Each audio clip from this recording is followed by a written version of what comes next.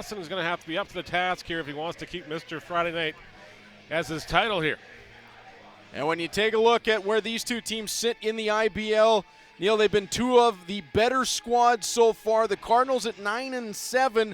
They, on this weekend, could leapfrog the Guelph Royals into a home playoff position. The London Majors, the Barry Baycats, and the Welland Jackfish leading them all in that top three spot. Welland 13-3, 10 wins in a row. 10 wins in a row, and as you know, we hate to use the old cliche. It was because of the Grimace game and everything else, just like the Mets. But they haven't lost since Grimace threw out the opening pitch, so there's got to be something to it. We will welcome in Gio Morello to open things up for the Welland Jackfish, and we'll get a full look at their batting lineup after Gio's at-bat. We'll take a look at the Hamilton Cardinals defensive alignment after the second at-bat of this opening inning. Morello just in his second game back since battling with some injuries to start the season. Jackfish elated to have him back in the lineup. Oh, certainly. As Brett Lawson will wind and deliver to open up Friday night, and it's ball one. Last weekend, Neil, the Cardinals got off the schneid in a big way, dominating the Toronto Maple Leafs in back-to-back games. Huge games down the stretch as well. You look at if they were to finish tied in positions with the Maple Leafs, it's going to definitely bode well in their favor, because the first tiebreaker is the head-to-head records against the teams. And the second one is runs scored and for and against in that matchups as well. Lawson delivers that one a little bit high. Connor Hicks providing the backstop tonight. And in left field, Luis Pimentel Guerrero has returned to the Hamilton Cardinals lineup. He definitely has. He's been playing a little bit with the junior squad as well. As Gio Morello fouls that one back 2-2. We saw Lawson last Friday night put on a clinic against the Maple Leafs. He was brilliant in that start. He's given the Cardinals a chance to win just about every time he's been on the hill. Well, it's something, steady. They can rely on him for 5 to 6 innings every start. And that one outside, full count to Morello. Yeah, it's got to be hard for Lawson, especially when he gets warmed up in the bullpen, then he has to sit through the anthems and everything else, and then... Oh, gets Morello swinging through it. Caught on the tip, back by Hicks. Strikeout to open up the ball game for the veteran. Got to bring up Jake Sanford. As we take a look at the batting order for the Welland Jackfish. Morello leads off, Sanford batting second. Steven Moretto is batting third at first base. Robert Mullen is the catcher. Mateo Porcelado, who's on a tear once again. Grayson Barrett, he's put up some big numbers as well. Tyler Dupuis, Dawson Tweed, and Ethan Hunt, the 9 batter for the Jackfish. First pitch to Sanford is a ball. Sanford in the month of June is batting .455. Yeah. It's incredible how the Jackfish just keep reloading this team, and Sanford tattoos this into center field. Nicholson back, and it's the fly out to the center fielder as we take a look at the defensive alignment for the Hamilton Cardinals. And in that outfield, it's a lot of speed to open things up. DeBanning right, Nicholson center, Pimentel Guerrero left into the infield. First to third, Rempel, Marriott, and Niles with Duncan, the world's tallest shortstop. And providing the battery tonight is Brett Lawson and Connor Hicks. Great defense on all counts here for the Cardinals. Steven Moretto, mainstay of these Jackfish. And he'll take a look at a first pitch curveball for a strike. That was pretty. For our OHL fans watching along, Beckett Seneca of the Oshawa Generals has been taken third overall tonight by the Anaheim Ducks. Congratulations, Beckett. He came into the season, Neil, ranked borderline in the first round. Well, his stock definitely rose a lot. Great playoff. 0-2 the count to Moretto.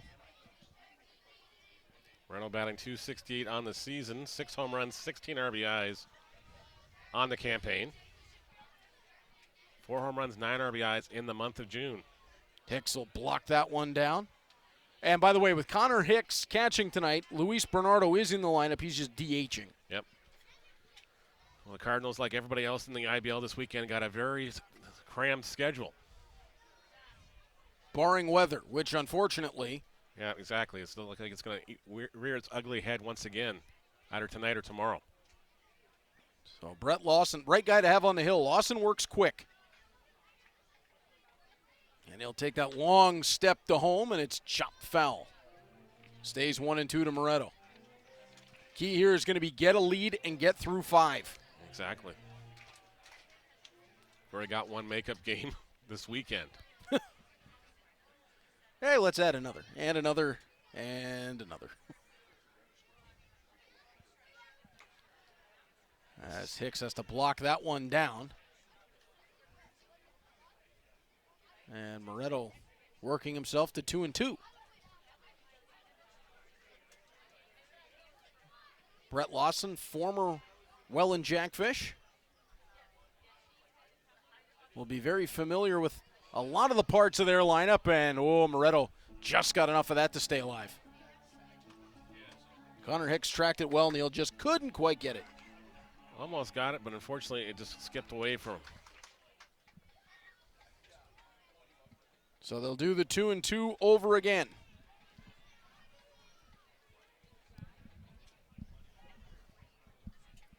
And I was getting some wacky as Brett Lawson gets him swinging for the strikeout through the static in my headset.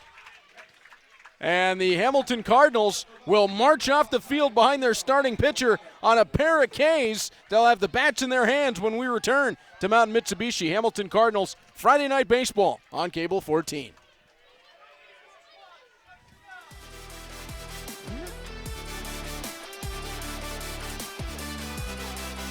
You got the weird one where you got to flip the other side.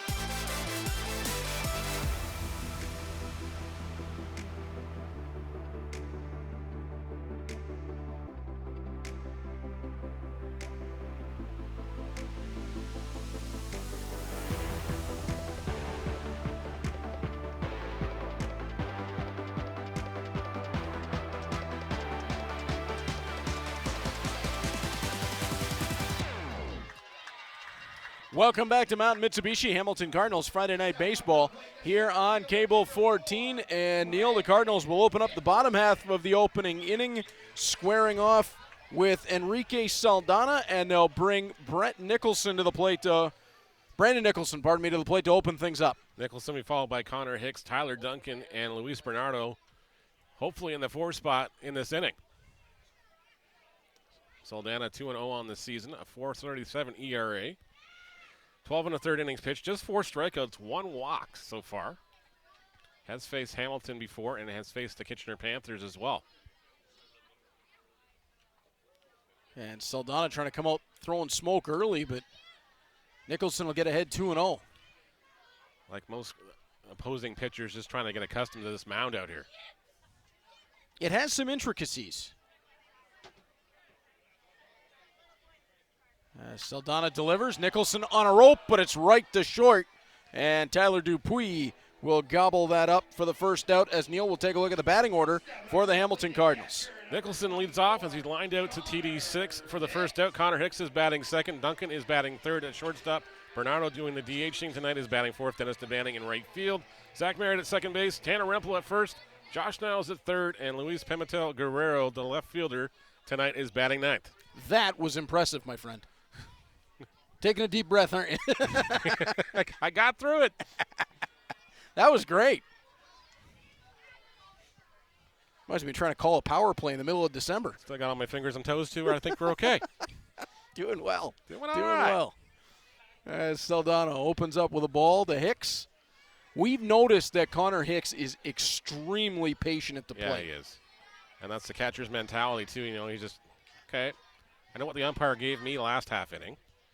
So unless it's in that same little box area, I'm not swinging at it. Saldana delivers. It's on the ground from Hicks. Takes a funky hop, but it's handled well by Dawson Tweed at second, and 2 away. Going to bring up Tyler Duncan, the shortstop tonight. Rocky Mountain Thunder, the defending MVP.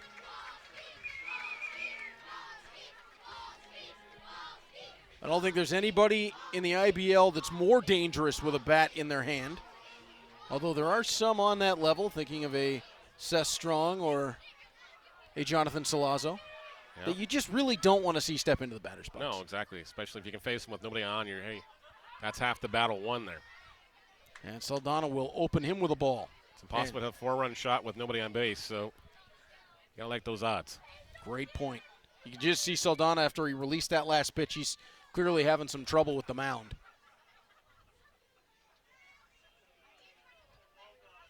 And where his front foot lands as comparison to Brett Lawson's is also quite interesting as Duncan swings through that. I mean, Lawson's like in that almost arrowhead in the front. Yep, exactly. He's like, this is my landing zone. Of course, when you're 6'8", those things happen. Yep. As Saldana delivers. Dude, didn't get that one. Plate umpire Adam Sims not buying that one as a call. Sean Schaefer is at first, and Tak Matsuda is at third base tonight. Not quite sure where that missed. 2-1 the count. Might have been just really, really low. That one was definitely low. Yeah. 3-1. Though if you're going to pick someone to pitch around, Tyler Duncan would probably be the guy. Yep. Although it doesn't get a whole lot easier behind him. Bernardo, and if he were to reach, DePanning. Yeah, and then you got Zach Marriott waiting back after that, too. So it's like, yeah, okay. As Duncan flashes this back into the parking lot. And it's nice to see Duncan with some protection behind him. I think last year, when it got late and the push came to shove, unfortunately, in the dog days of summer, let go into late August, there wasn't a lot left in the cupboards. And by the way, Tanner Rempel, who has been on a heater, is hitting out of that 7 spot in behind Marriott. So Player of the week, Tanner Rempel. And well earned. Yes, it was. An explosive weekend. The Toronto Maple Leafs are not going to want to see him again anytime soon. And Duncan will work the walk. And that will bring up Luis Bernardo.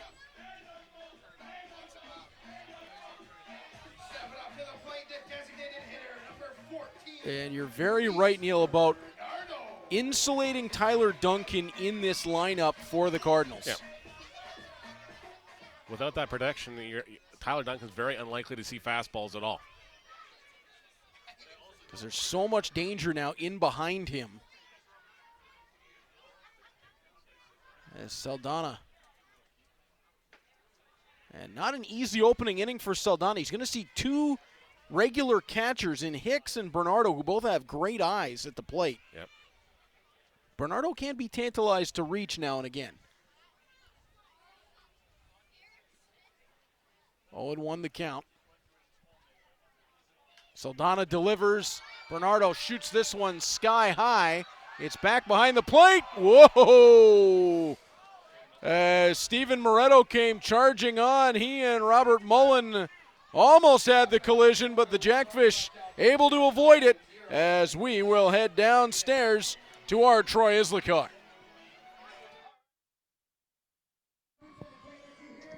Guys, back in November, the IBL announced that they're going to have an all-star game, and they hadn't had one in the league since 2016, and they will now, 2 teams play for the Domenico Cup, and it'll be hosted by the Welland Jackfish on Saturday, July 20th, and the game will be preceded by a home run derby at 2 p.m. with the game starting at 6:05. And you can go online to the IBL website and vote for your favorite player. And this is going to be the first game they've had in this league since 8 years, and it's going to be a spectacular event hosted by Welland. And Hamilton Cardinal fans, get on that IBL website. You'll see the first link at the top of the page where you can vote for your players and get some Cardinals on that team. Guys? Thanks so much, Troy and Neil. We know right now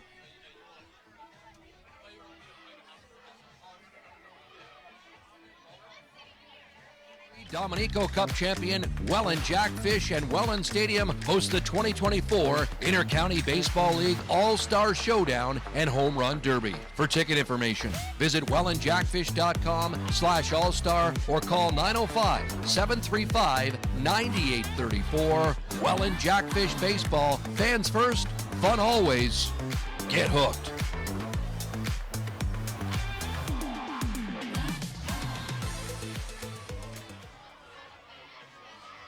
Well, the commercial said it better than I could.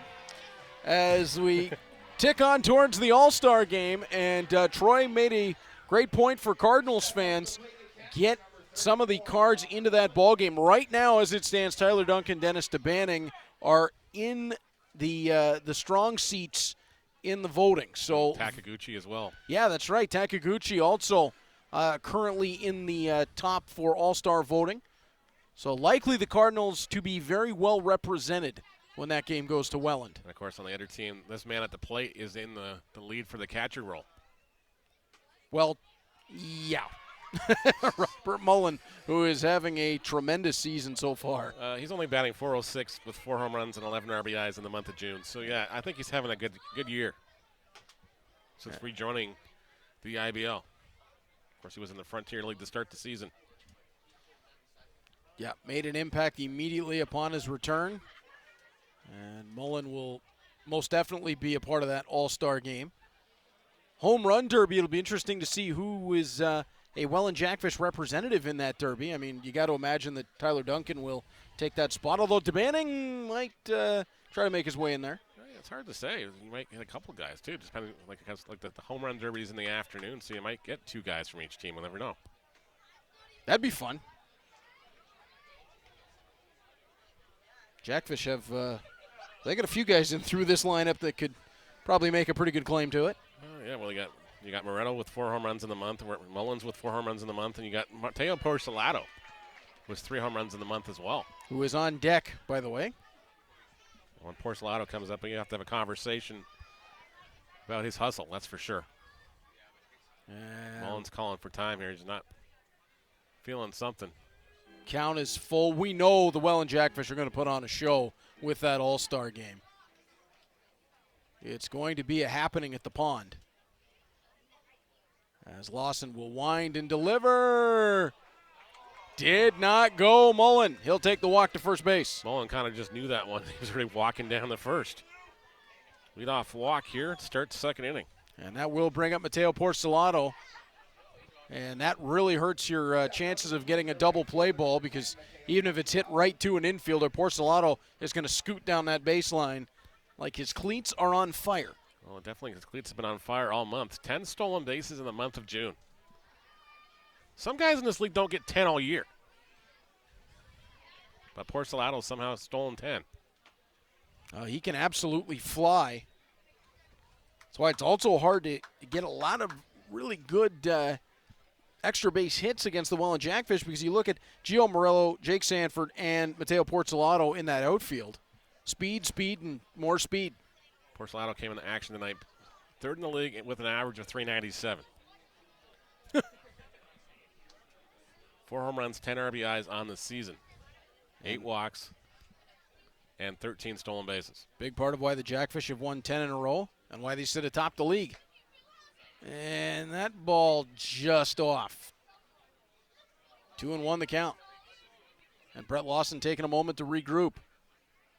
Habs fans currently celebrating Ivan Demidov, 5th overall to Montreal tonight. Out of SK St. Petersburg, Neil, that, oh boy, the Habs are about to be really good again as this ball fouled back into the mesh. Does that hurt as much as a Bruins fan as it does as a Leaf fan to hear the Habs being good again? Mm-hmm. Okay. Mm-hmm. So we do share that same opinion. Yep. Okay. It's inevitable. It's going to happen. Demidov a lot like Matvei Mishkov, who the Flyers got last year, and who apparently is on his way to North America. As Lawson will wind and deliver that one inside, and that's going to run the count full. Cardinals could use an outright here. You certainly don't want Porcelato on base, especially when you got Barrett following out of the DH spot. No, you don't. There's another guy on a tear. Porcelato reaches out and fouls that one back. Not only is he excellent defensively, not only is he tearing the cover off the baseball, he's got a great eye at the plate. Yeah. The Jackfish definitely must have got the mellow work that counts a lot here tonight. Lawson delivers. Porcelato on the ground. Rempel will cut down the lead runner. Duncan back to first. Oh, they got the double play. Tanner Rempel, quick hands, turned it to Duncan, who put a laser beam back onto first. That was brilliance defensively by the Cardinals. It's a classic game of hot potato there as Rempel got that one out in a hurry. Then got his positioning back to take the return. On a different sport, you'd call that a give and go. Barrett's going to slam this one into left center field, and now how big is that double play? That is huge now. As Barrett rounds first, he'll be standing at second with the double. Pretty piece of hitting. Grayson Barrett continues to be hot in the month. Came into action batting .421 on the month. 1 home run, 12 RBIs. His first career IBL home run Monday night against Kitchener. And that'll bring up Tyler Dupuis. CD6 batting .206 on the month. 1 home run, 5 RBIs. That'll change.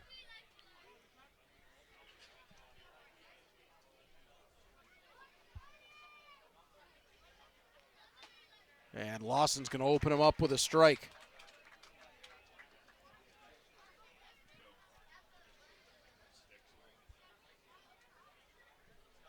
As Brett Lawson having a long look to Connor Hicks. Hicks will block that one down. Barrett playing with the eyes a little bit of the catcher and scoots his way on back to second base. Hey, how about this one, Neil?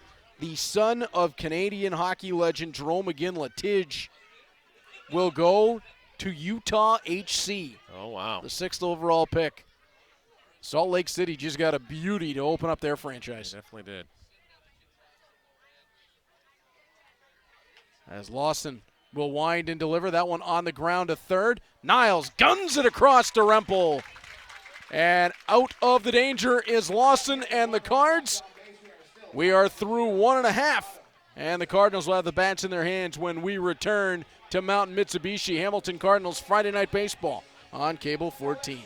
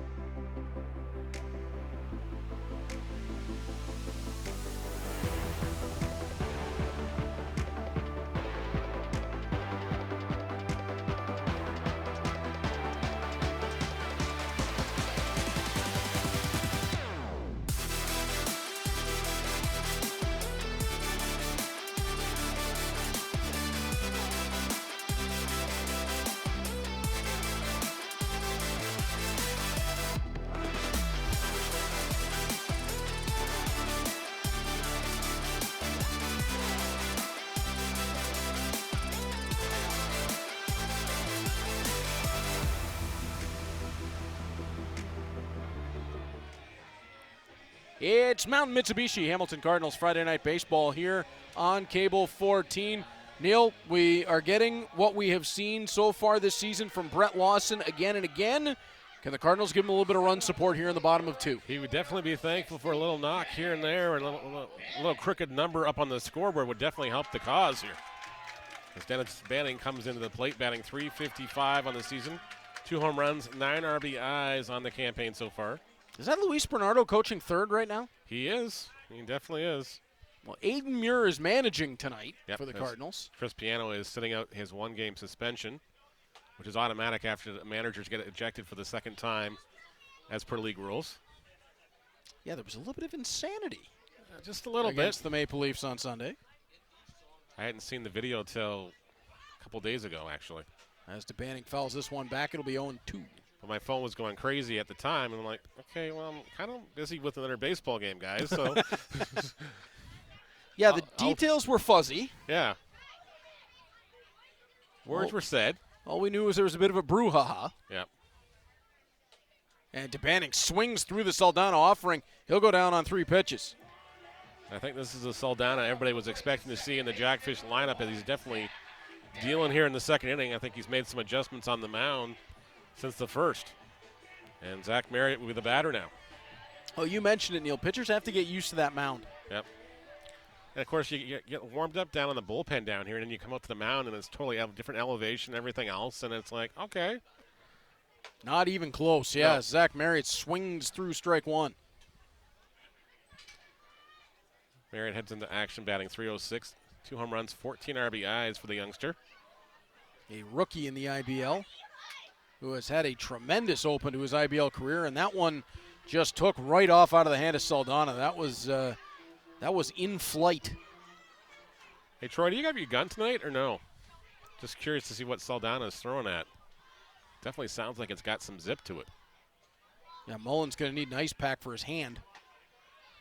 And he'll get a strike on the inside portion there. That tailed off in a hurry. Whew. Marriott wasn't quite sure about it. 1-2 the count. That broke way late. Tried to get him going back to the outside. Whoa, boy. Matsuda says he went around, and Marriott not happy with that call. And neither the crowd, and he didn't look like he went anywhere near around. Luis Bernardo is going to go have a conversation with him about it.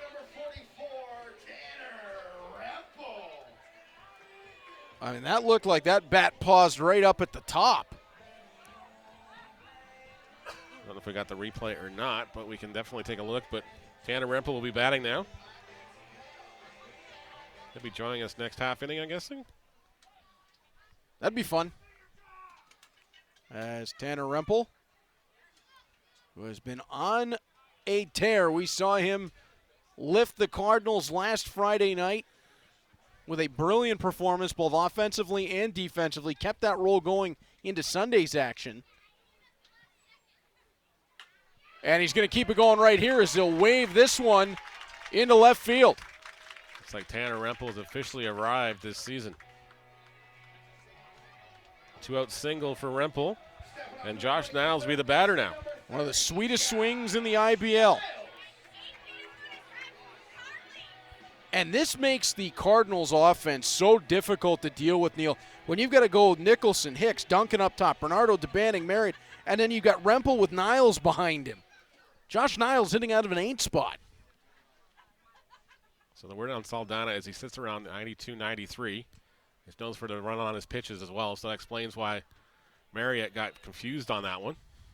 And that one goes around here as Niles falls behind the count. And that one I really thought Niles did go around on.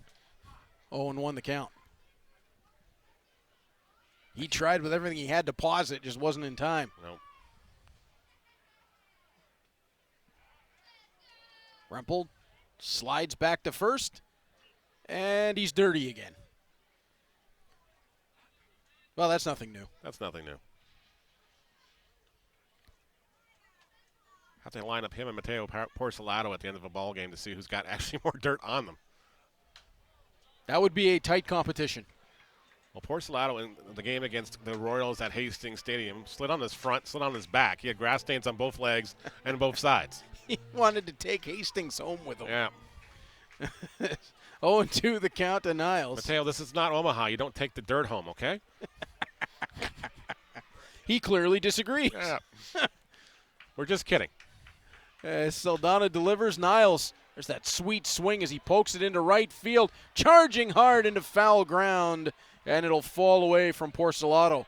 Porcelato thought about going Superman there, but then called up the brakes a little down the line. Yeah, that one was bending away from him. Even if he went Superman, that would have been hard. I mean, that thing, if it's running away like that from Porcelato, it's got some steam to it on that curve because he can get under it in a hurry.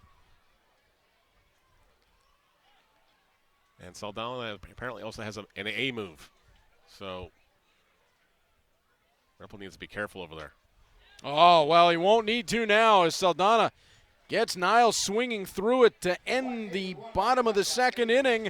And we will be back with no score on the board on Mitsubishi Hamilton Cardinals Friday Night Baseball on Cable 14 after we hear from our friends at Armstrong Bird Food.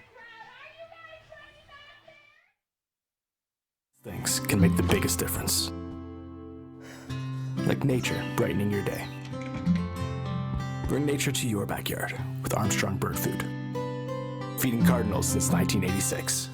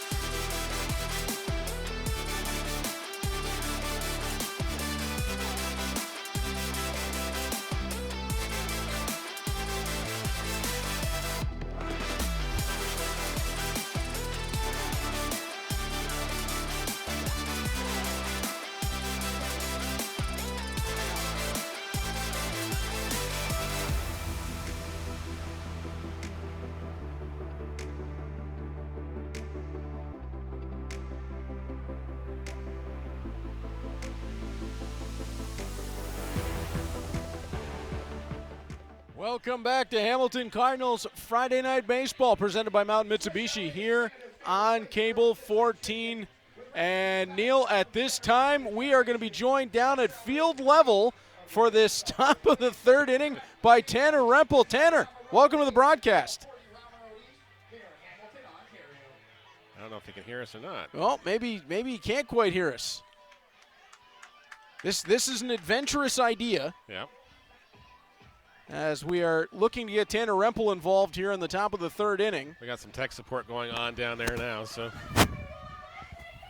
We will find out if he's got us momentarily. And Tanner, have you got us down there? I can hear you guys. Can you hear me? We got you. There you are. Tanner, this last week for you, what has been going so right for number 44? You know, it's a lot of just trusting the process. You know, I've been playing since I was little. Obviously taking a lot of swings in my life, and, you know, obviously you can't be hot all the time, but right now things are working. Yeah, your dad did things are working. Your dad did make mention to us last week that you were intense even when you were playing t-ball. Oh yeah. Yep. Yeah, no picking dandelions and no picking your nose. Just watching the game. Yeah. T-ball, watching the t-ball game. Everyone else building their little sand castle, dandelions, that kind of thing. It's paying off for you right now. So far tonight, this is the meeting of the top two scoring teams in the IBL, and Brett Lawson is doing a number so far. What's it like playing behind Lawson? He's doing great. You know, there's always this sense of confidence that you get behind certain guys. You know, just knowing they're going to stay around the zone, throw strikes, get ground balls. You know, you got to remember too. Obviously, the pitcher's the center of attention, but you got guys playing defense. A lot of times the focus is not necessarily being perfect every pitch, but getting, you know, throwing pitches guys can, I guess, ground out on that kind of thing. You just got to remember like I said, 9 versus 1, you got a little defense behind you. But no, there's a very big sense of confidence when he's up there. That's for sure. He'll open up with a ball to Dawson Tweet. Now, once the ball is in play, we're going to try to stay out of your ear just to be safe. Sounds good. Sounds good. I don't mind the company. As Lawson delivers and Tweet fouls this one back. You guys went through a bit of a mini slump, came out of it in a big way last weekend. It just felt like there was never a sense of doubt with this team. No, of course not. I mean, obviously every team you're going to have your ups and your downs. But you just got to stay committed to it, stay committed to the process. And oh, be right back. All right, I'm back. But, you know, you just got to stay committed to the process and, you know, keep playing ball. Things go your way. Tanner Rempel almost having to run in there on a bunt attempt as Tweet swings through strike 2. Neil and I did have a question for you about last week. You've gone back to 44 tonight. Where was the jersey last week? We still don't know. I got a new one right now. Okay. So there's a 44 MIA somewhere. Yeah, it is somewhere. All right, Tanner, the static is running a little heavy on us here, so we're going to let you get back to playing baseball. Righty. And we will try this again. Thanks for having me, guys. Thank you. As Dawson Tweet will swing this one into left field. And Tanner Rempel very generous with his time, Neil, talking to us while he's playing baseball.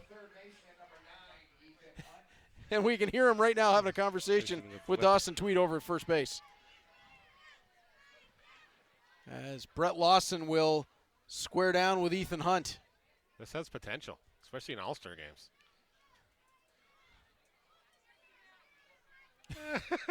We've still got you open. That's all right. You do what you need to down there. As Lawson will deliver. And strike 1 running on the inside.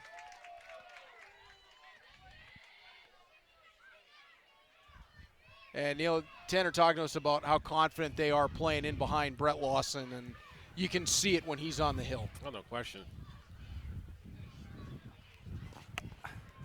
Well, we think we might have the static somewhat sorted. That's a little better. I can hear you guys a little better now. There we go. There it is. Hey. There we go. So, Tanner, you got some company over there at first base right now. I do. I got a friend now to hang out with. Runner! Lawson winds and delivers. Hicks hops up. Oh. Almost had him as the ball, I believe, clattered off of Dawson Tweet on the way. Tweet with a stolen base on that throw. Connor Hicks looked like he had it on the money, and I think Tweet just ended up sliding through it.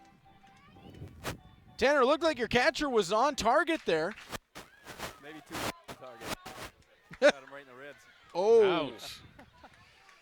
Tweet's going to feel that one tomorrow.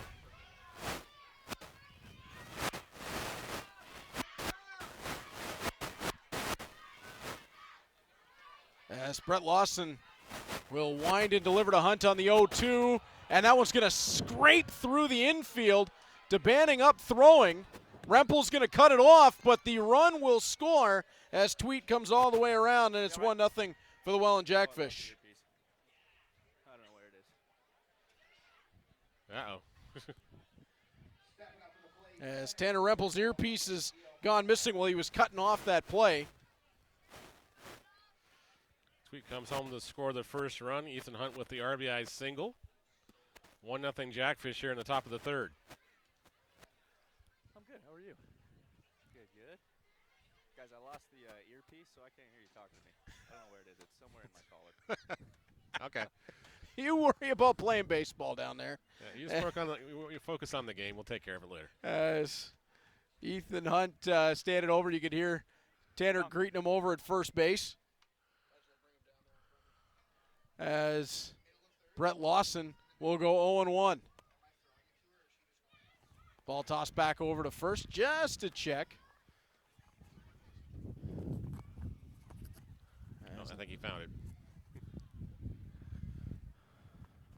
As Lawson will have the long look into Gio Morello, who's up for the second time. And Morello struck out in the first inning. One of 2 Ks thus far for Brett Lawson. 4-4. Uh-huh. What about you guys? Are you 4-4? Yeah. Where you guys at? I gotcha. Rempel greeting Hunt over there, talking about schedules No, this no. weekend. And Morello goes down, strikes out again. His second. Oh, yeah, that's right, of course. Right. Yeah. Oh, yeah. Yeah, it's a long one. This is fantastic. Yep. Hey, got one. So one away as Jake Sanford will step in. He flew out to Brendan Nicholson the last time he was up. As Lawson with the long look in. Hunt No. dancing a little bit. And he will make the step back to first base.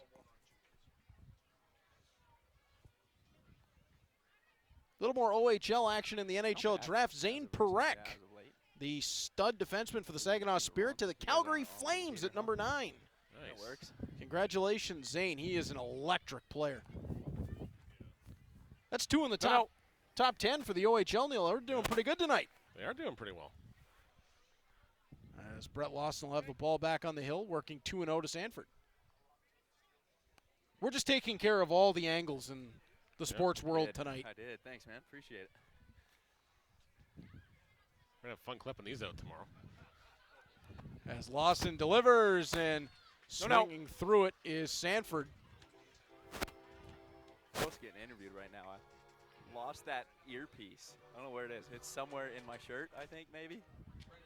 I don't know if they can hear me talking right now, but I can't hear them. As Brett Lawson.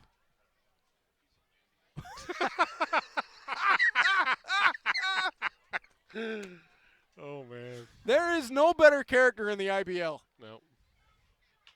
Sanford puts this one on the ground. Rempel not able as that one just swung past him. DeBanning with it in right field. Sanford with the single, and it'll be runners on the corners. Ethan Hunt with a good read on that play. Saw Rempel unable to get to that one, so he took the extra base.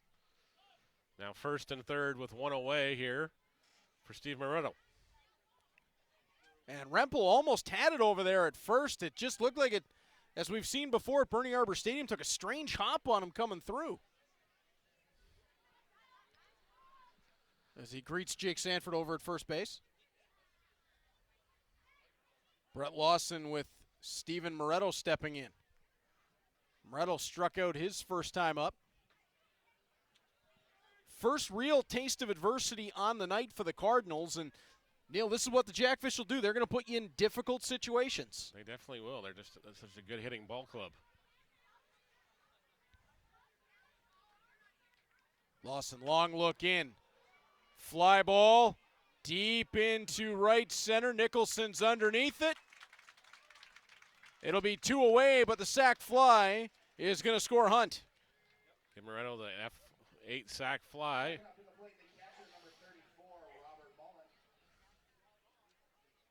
Sanford stays at first. Ethan Hunt comes home to score. 2-0 for the Jackfish. And Robert Mullen will step in. Mullen, who walked his first time up. Always the danger with the catcher. Sometimes against Robert Mullen, a walk's better than giving up the hit. And Mullen got caught off balance that time and just about corkscrewed himself into the batter's box.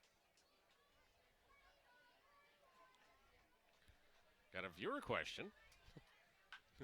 Oh, Mullen teased this one deep into left field, back to the wall, gone. 2-run bomb from Robert Mullen. And it's a 4-0 Jackfish lead as he put it right over that left field fence. That's what Robert Mullen does when you get something a mistake in the strike zone. He puts it over the fence. Now the Jackfish up 4-0 here in the top of the third inning. And not hard to see why the Jackfish are the top team in terms of runs produced.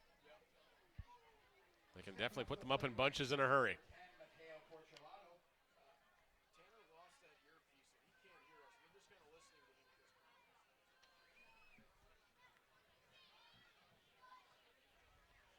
As Brett Lawson is going to step in. That one will be on the ground and through the batter's box, 1-0. Porcelato grounded out 3-6-3 into that double play in the second inning. Now, you were saying viewer question. Yeah, it was just a bunch of BC guys that Tanner Rempel knows all of. As my phone went to sleep. So Brandon Hoope, Stephen Moretto, Mateo Porcelato, and Brandon Markland, of course, now. Jonah Weissner, all BC guys. So there's a big connection here. Yeah. With BC guys playing in the IBL. There definitely is. And it's really the profile of the IBL continuing to grow. 2-2 the count to Porcelato. And you got guys like Jason McKay, you got guys like George Halim, Sean Travers, who, aren't afraid to take a flyer on somebody from the West Coast and put some flair. 3-2 the count. And of course, Guys, that was Brett Lawson's best pitch of that inning, 86-mile-an-hour fastball that went over that left field wall. Boy, so he challenged Mullen, and Mullen was just able to get around on it and got enough of it as Porcelato is on to first base.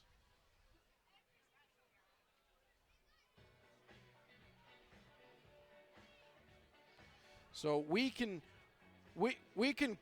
currently hear Tanner Rempel talking to Mateo Porcelato, and they are having some fun with one another.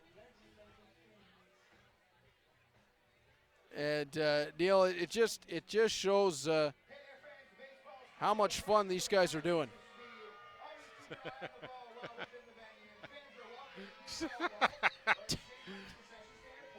Tanner Rempel is having way too much fun down there. yeah. He is keeping things loose right now in a tough moment for the Cardinals. Cardinals 1 out away from getting out of this inning. Grayson Barrett stepping in. Barrett doubled his last time up.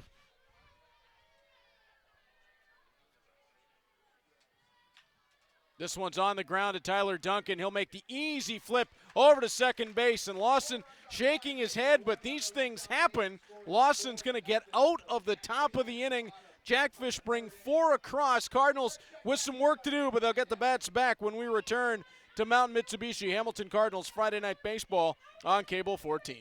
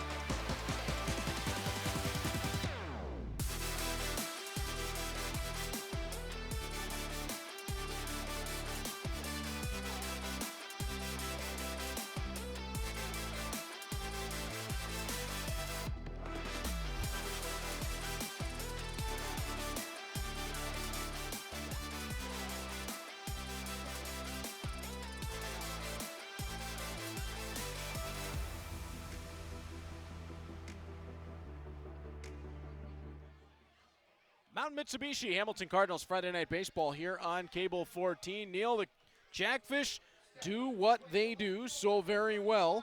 They put 4 on the board in the top of that third inning. Cardinals with some work to do is Luis Pimentel Guerrero, his first at-bats at the senior level this season. Exactly. His first at-bat, after last season. Oops. And he got some time in last season, was impressive in the time that he did spend with the senior side. A versatile player for the Cardinals. He can play the infield, can play the outfield tonight. He's in the left field. Saw him last year at second base, and I think he was at third a couple times as well. Yep. Yeah, for a while had second base really locked down for the Cardinals. Of course, with the arrival of Zach Marriott, that's kind of moved things around a bit. It's not a bad problem to have, though. No, and of course last year Josh Niles was playing a lot of first base. He's over to his more natural third base this season as Pimentel Guerrero swings through that 1-2. And you see that tailing action on that pitch from Saldana once again. And, of course, no Danny Berg tonight for the Cardinals, who is having a monstrous season as Pimentel Guerrero will go down on strikes, and that is the 4th K of the game. I think it's safe to say Saldana is going to get home at this mound right now. Oh, yeah. Brandon Nicholson will make his way in, the leadoff hitter. I'm sure George does the same thing, but Welland, before the pandemic had made a trip out to the BC, and they made all these connections with all these guys out there. And over the pandemic, they kept tabs on a lot of these guys, and then eventually they start bringing the pieces in to the Jackfish lineup. Of course, you saw it again today with another huge signing as they get the WCBL reigning MVP coming into that lineup very shortly. Yeah, and where are they going to put him? He's a young guy. He knows he's coming to a team full of studs, so he's going to have to do some work. He's going to have to earn his spots like everybody else. He certainly is, because there's no obvious spot right now in this Welland lineup. Like, I'm wondering if Brian Esri just at some point puts all the names in the hat and just shakes it up a couple times and says, okay, you pull somebody out for me. It's like one of those old raffle ones. You Yep. just turn it round and round as Nicholson puts this one on the ground. Over to first base, Saldana quickly over to cover.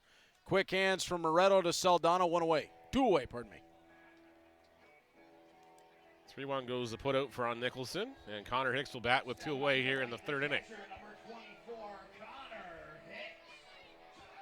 Cardinals are going to have to try to find a way to get this Saldana in this game, but, Neil, that is much, much easier said than done. Yep. It is 4-0 on the scoreboard. It looks like the graphic hasn't updated at the bottom of the screen yet, but Jackfish did put up a 4 spot in the inning. First pitch to Hicks is down, and Hicks will work the count. We know that from him. By the way, make it 3 in the top 11 now at the NHL draft for the OHL. Sam Dickinson of the London Knights has been selected by the San Jose Sharks. That'll make my lovely wife very happy as a Sharks fan.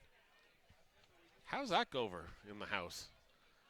Guys cheering for 2 different teams. Is it kind of like the Bluey episodes, mom goes up to one floor? No, she's dealing with 2 young kids. She barely makes it now for most of the Sharks games. The joys of West Coast viewing. Loved the Sharks and was a Joe Thornton fan. So Yeah. who wasn't, really? Come on. I remember doing games in St. Thomas, and Joe was out there doing his runs and everything else. Connor Hicks on the fly, right to short. And Tyler Dupuis, right place, right time. 3 away. Enrique Saldana is on fire. And the Cardinals will be back to the field when we return to Mountain Mitsubishi Hamilton Cardinals Friday Night Baseball here on Cable 14.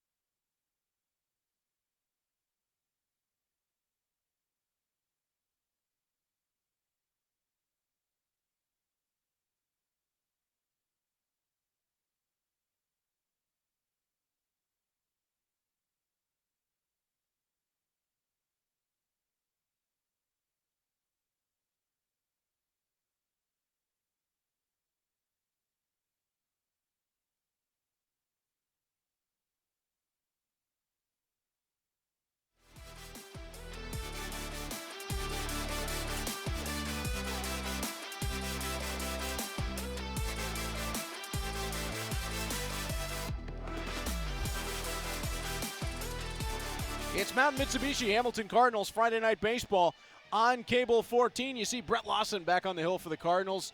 Neil, 4 runs across in that third inning, 2 of them courtesy of a 2-run bomb by Robert Mullen, and that's just what the Welland Jackfish do. They can hit balls in bunches there, and then they put up a 4 spot in the third inning. In a game that Brett Lawson was in complete control of. Yep. That 2-run blast came with 2 outs in the inning. Exactly. It was just, they're good at extending innings when they have to be. They find ways to do it. Saw a picture of Saldana with the towel on his arm down the first base line. He has been fantastic thus far, as Tyler Dupuis will step in. Now, if you're the Cardinals, you'd love to see a real quick inning here, especially with weather in the area. Yep. Dupuis be followed by Dawson Tweet and Ethan Hunt here. 7, 8, 9 due up in the Jackfish order. As Dupuis bounces this one through the infield. And it'll be a leadoff single.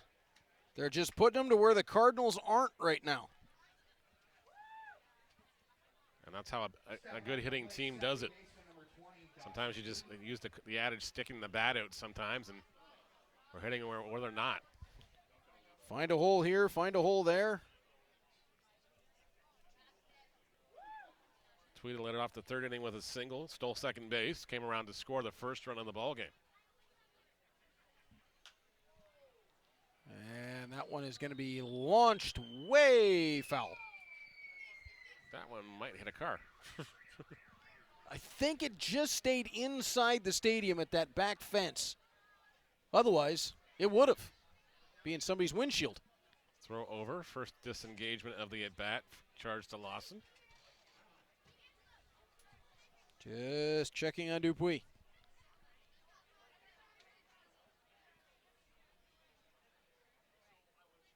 Awesome little peek over the shoulder. Got Tweet swinging on that one, but Dupuis will scoot his way up to second base on the bouncer. He scored a wild pitch, allows Dupuis to go to second.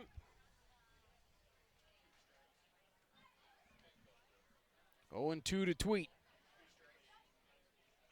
Lawson looking for his 4th strikeout of the ball game.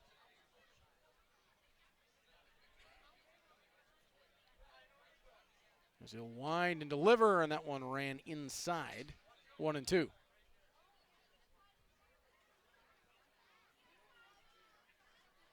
Got to be a little bit tough, too, for Lawson. As Troy Zlickar told us in the top of the third, that 2-run shot from Mullen, that was on an 86 from Lawson as he gets Tweed swinging on it. Hicks up to throw, and that one thrown away. Dupuis is going to turn. He's coming around third. Ball's going to come down, and on that error to first base, all the way up to third goes Dawson Tweet. So it is a strikeout. So it's a 4th strikeout of the night for Brett Lawson, but unfortunately allows the run to come home on the E2 on the throw. And Tweet goes all the way to third on a 3-base error.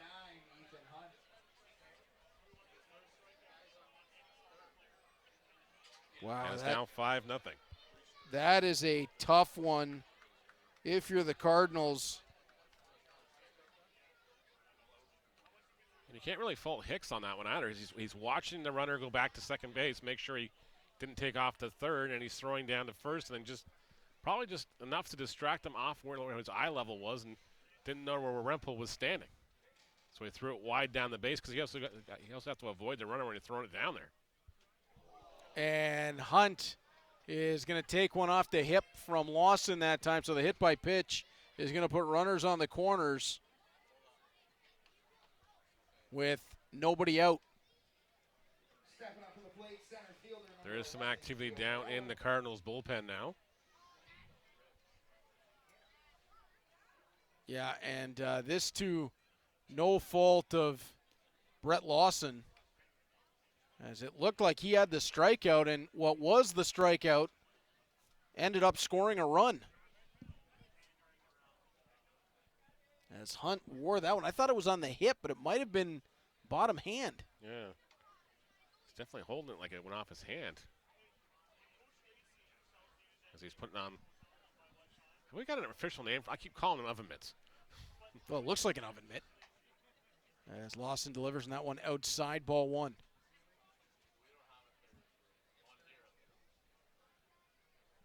So Cardinals down 5-0 as Dupuis came across. Runners on the corners. Lawson low 2-0. As Morello, who has struck out twice in the ball game, looking for a little redemption here.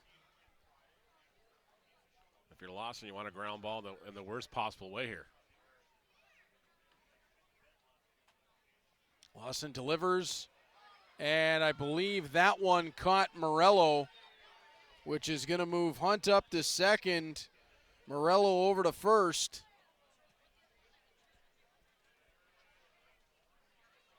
And Brett Lawson in a little bit of a jam here. And Aiden Muir is going to come out.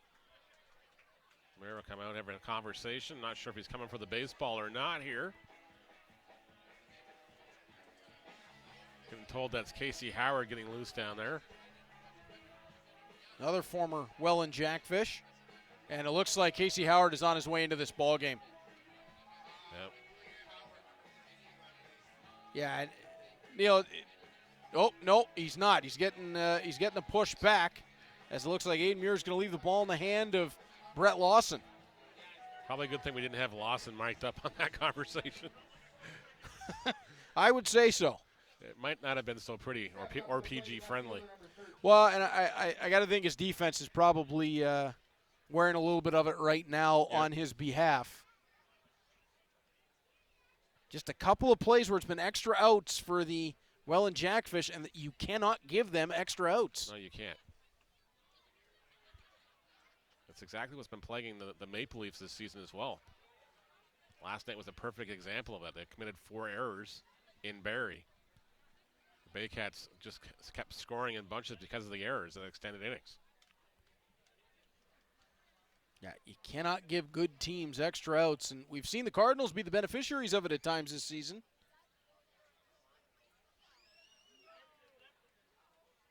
As Lawson winds, delivers, and this one just poked into center field.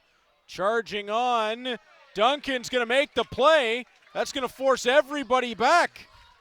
I wasn't sure where Duncan was throwing that back in there. I don't think the runner at second base knew either. So that is the unconventional fly out to the shortstop. Sanford retired for out number 1 on the F6. And Moretto will step in. Tweed still at third, Hunt still at second, and Morello at first. And Steve Moretto, the always dangerous one, now the batter. Double play ball would get the Cardinals out of this inning, which they would love in the worst way right now. We'll have to see if they can induce one.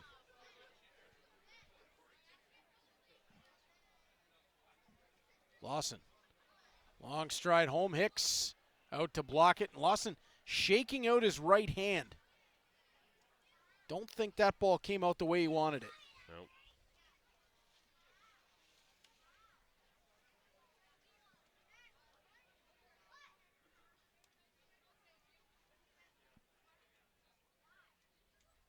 Lawson delivers, runs low, 3-0.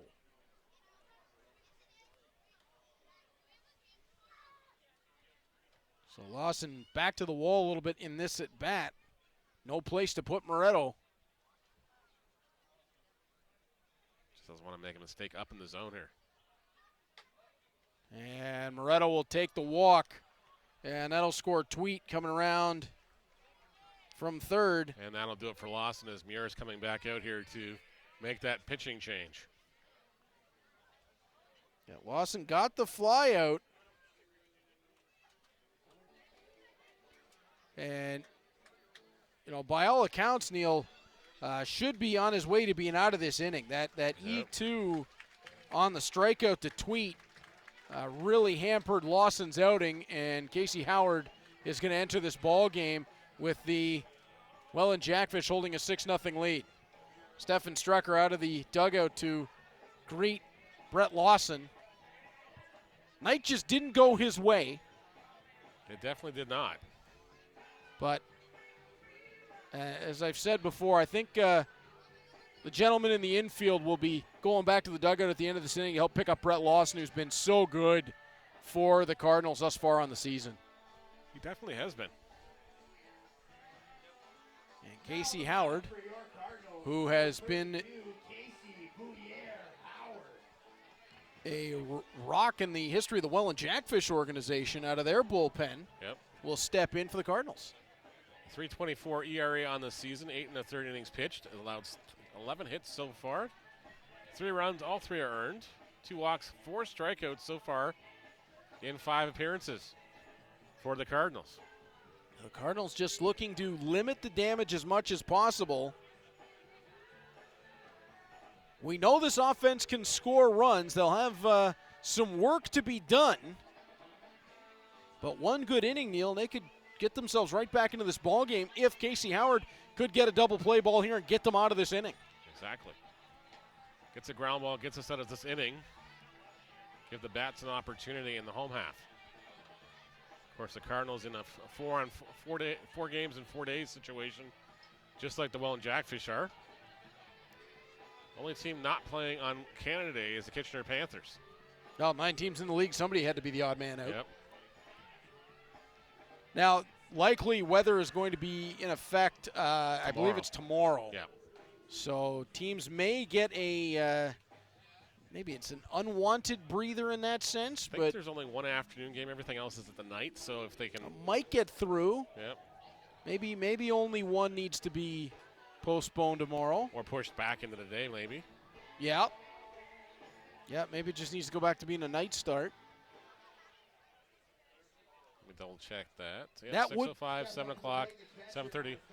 Yeah, there's only 3 tomorrow. So there's only 3 on the schedule tomorrow. No, okay. Welland's hosting Barrie. Hamilton's in Chatham-Kent. And Guelph has Kitchener at a 7:30 start, which will have that telecast down there on YouTube. And then, of course, I'm back here on Sunday afternoon for the resumption of the Royals and Cardinals. From opening night. Opening night, yes. Had to rewatch that this morning just to get my head back around where we were as far as the baseball game goes. We're in the bottom. We're into the top of the second inning. Royals up 2-0. Right. Bases loaded, and J.D. Williams coming to the plate with 2 out. So it won't be Brett Lawson on the hill Sunday. No, it won't. Be a new pitcher and probably a completely different lineup for both teams. We wondered a bit about that as well coming into tonight. As Casey Howard opens up 2-0, working against Mullen, who hit that 2-run shot just an inning ago. Mullen was third at bat of the night so far. He walked his first time up. As you mentioned, the homer last inning. Howard delivers, and he wanted that one and didn't get it. 3-0.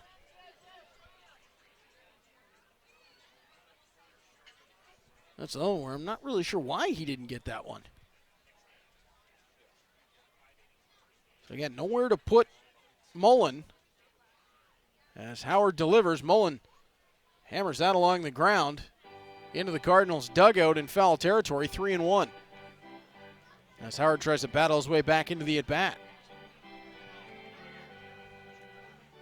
And again, it just could be another mound adjustment out there. They get loose on those bullpen mounds that are considerably a lot lower here, and then have to readjust their elevation and release points.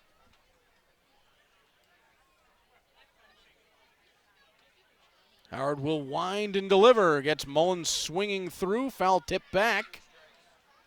Full count now. Howard's got a bit of a deceptive release point. Probably what made him so successful so far for the Jackfish in his career. He was one of the guys that when the Cardinals signed him, they were quick on social media with that announcement. They were real excited about bringing him to Hamilton. Mullen hammers this one, but it's going to be way foul. Oh, that one might do some damage. That one's in the parking lot. That went off somebody's hood and then bounced off somebody's trunk, I think. Whoa. Oh, Mullen hit that a mile. Just checking where, well, it's not us because we are parked. I'm not even sure where we're parked now because Jenny was at the mall with one of the girls. I parked on the street just to be safe as Mullen shoots this one into the gap in left center field. And it looks like 3 are going to come around as Mullen clears the bases.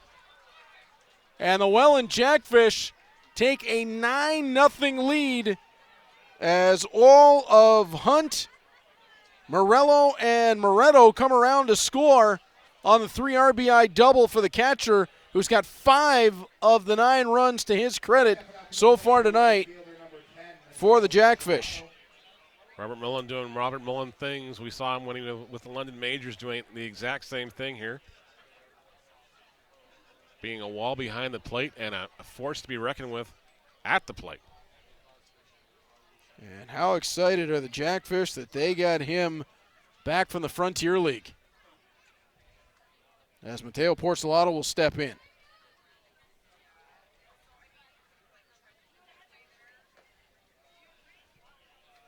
And that's down for ball 1.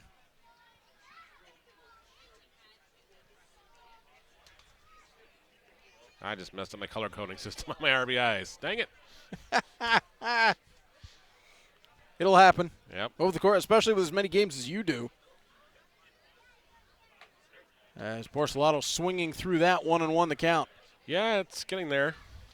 We're getting close to a very special number, I guess league-wide too, so yeah, it's getting there. Hey, all right. It's almost time to order another scorebook. That's a big scorebook. Yep. Didn't expect to go through it that fast. You're a popular guy, Neil. What can I say? Yep. As Porcelato sends that one back into the mesh. That'll make the count 1 and 2. Yeah, I was going through the schedule next week with Jenny in the car, and she's like, what, we're doing what again? This wasn't on the calendar. That wasn't on the calendar. I'm like, well, yeah, just rainouts and, people ask things, and I forget to tell you. You gotta pencil it in. Yeah. As Casey Howard delivers, Porcelato.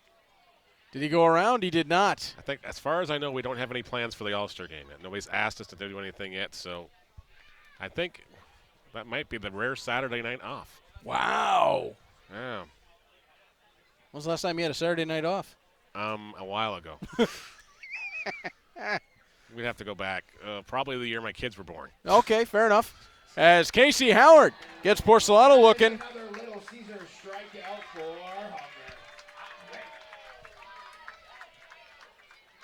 And that will bring up Grayson Barrett, who will be the 9th batter of the inning for the Jackfish with 2 away. Barrett is 1 for 2 in the contest, doubled, and reached the board on a fielder's choice his last time up. Mullen still hanging out at second.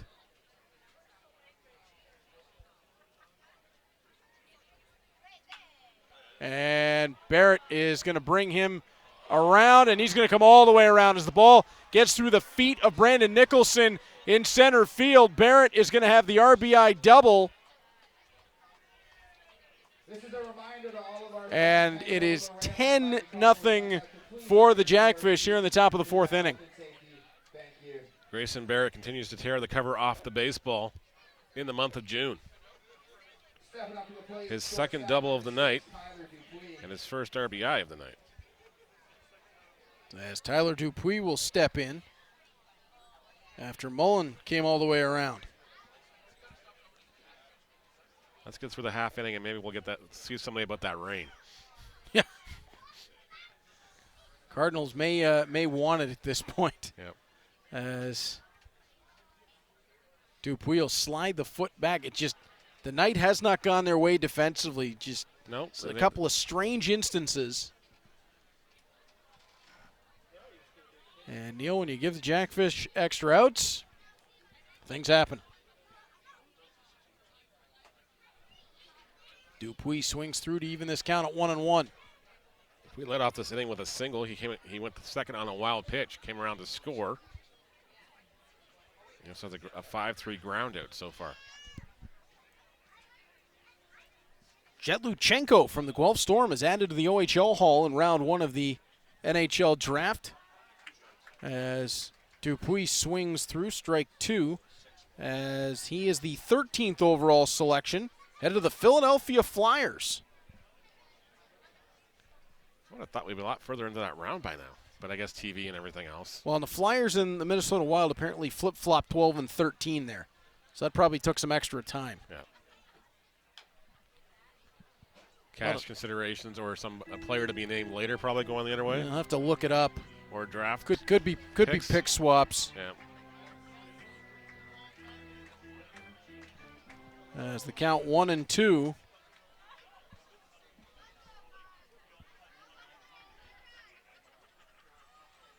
An extra 2025 third going to Philadelphia for moving back one.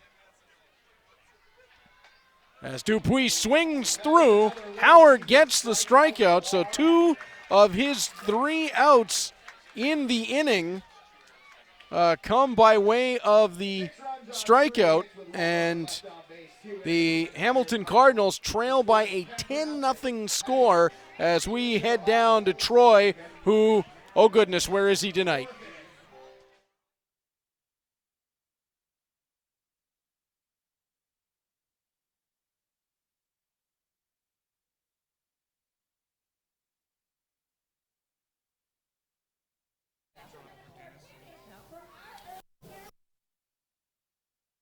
Probably doing one of the most important interviews in the stadium this year so far. I'm with Sheila, and Sheila's with the Cancer Assistance Program here in Hamilton, and you guys run the 50-50 raffle here in the stadium. And tell us what your organization does in the city.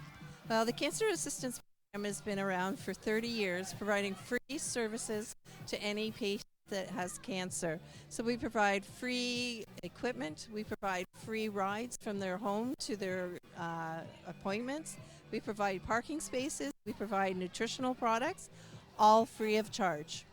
And how did you guys get the relationship with the Hamilton Cardinals? It was very interesting. Eric was looking for a 50-50, and we approached us and we said, sure, let's give it a try. And we started last year and have continued on this year, and it's been an amazing relationship. We couldn't have done a lot of support that we have. Couldn't have happened without the Cardinals baseball game here. And I come to a Hamilton Cardinals game and I put my money in the machine for the 50-50 draw, which I will do in a couple minutes. And what could I potentially win? You win half the pot. So our jackpots can range anywhere from as little as $500, depending on the weather and how many people are here, to over $1,000 or even close to $2,000. So you would get in half that pot. We would get the rest of it. Doesn't go to any of the Cardinals. It comes straight back to the Cancer Assistance Program. Absolutely amazing stuff. And I encourage you to stop by and see Sheila at the tent here if you're coming to a Cardinals game, and get your 50-50 tickets. Guys, back to you. Well, thanks so much for that, Troy. And that is truly something special. The hard work that they do to help folks in the toughest times of their life, Neil. And it's great to have them as part of the Hamilton Cardinals, and by extension tonight, a part of our Cable 14 family. Well, I just remember last year, the last home game of the season when we were playing the Barry Baycats in the playoffs, and whoever won the 50-50 that night donated the entire pot back. Beautiful. To Cancer Assist. Beautiful. And I know the great work they do in this area and everything else. Of course, my mom's been battling some skin cancer herself lately, so we know all about all the cancer assist programs, of course, in the area as well, too. So we're always glad to help out wherever we can as well. My mom and my dad, both survivors. So very proud of them for, well, they both got on it real early, which was very positive. And Mom had a few procedures with her nose and skin cancer, and boy, they did a tremendous job for her in Toronto, I'll tell you that. Wouldn't even tell now. 1 and 2, she looked at us afterwards, and I mean, you know, with the bandage and everything, it was like, okay, well, yeah. Mom, it does look like something happened, but then once she had it off and it was healed, Mom, you can't even tell. No, exactly. Nobody's going to know as Duncan hammers this one out into foul territory.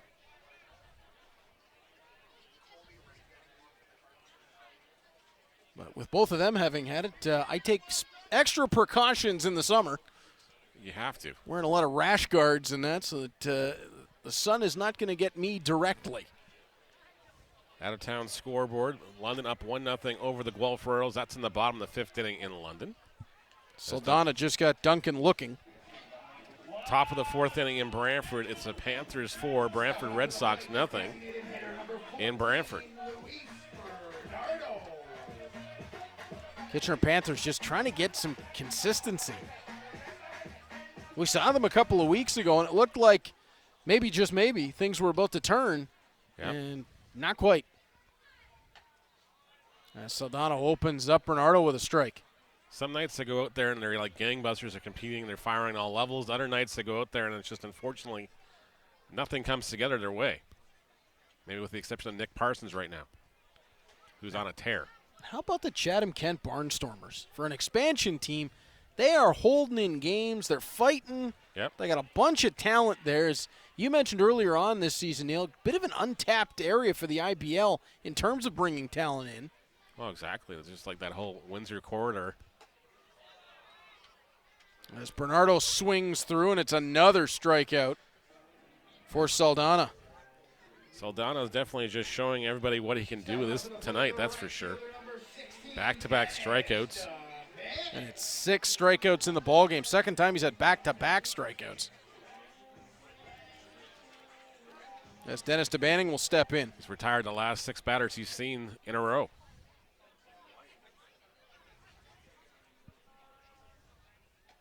And DeBanning swings through strike 1.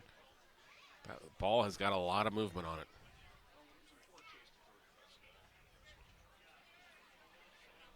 As Saldana has the long look in. He'll deliver, and I think he fooled Mullen with that one. Yep. Guys, that last pitch, 88 miles an hour. That strikeout. He's delivering. As Saldana brings it in again, 1-2 to Dennis DeBanning. And when a guy goes up to the plate knowing you can see a 92, 93 mile an hour fastball, and then he throws one in an 88, just there's a big enough difference in that velocity and location. And have the guys shaking their heads up at the plate. DeBanning stays alive, tapping that one back. And this is why the Jackfish have been so successful. That scouting work that they put in, it has certainly paid off in spades. As Saldana delivers that one low, 2-2. That one looked like he was just trying to force it past him in there. Trying to get the DeBanning to chase something on the outer half.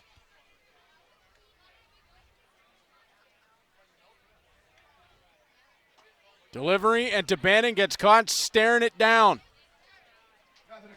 3 straight strikeouts in that inning for Enrique Saldana, and the Jackfish continue on firing. It's 7 in the ball game for him, and we are through 4 full. You are watching Mountain Mitsubishi Hamilton Cardinals Friday Night Baseball here on Cable 14.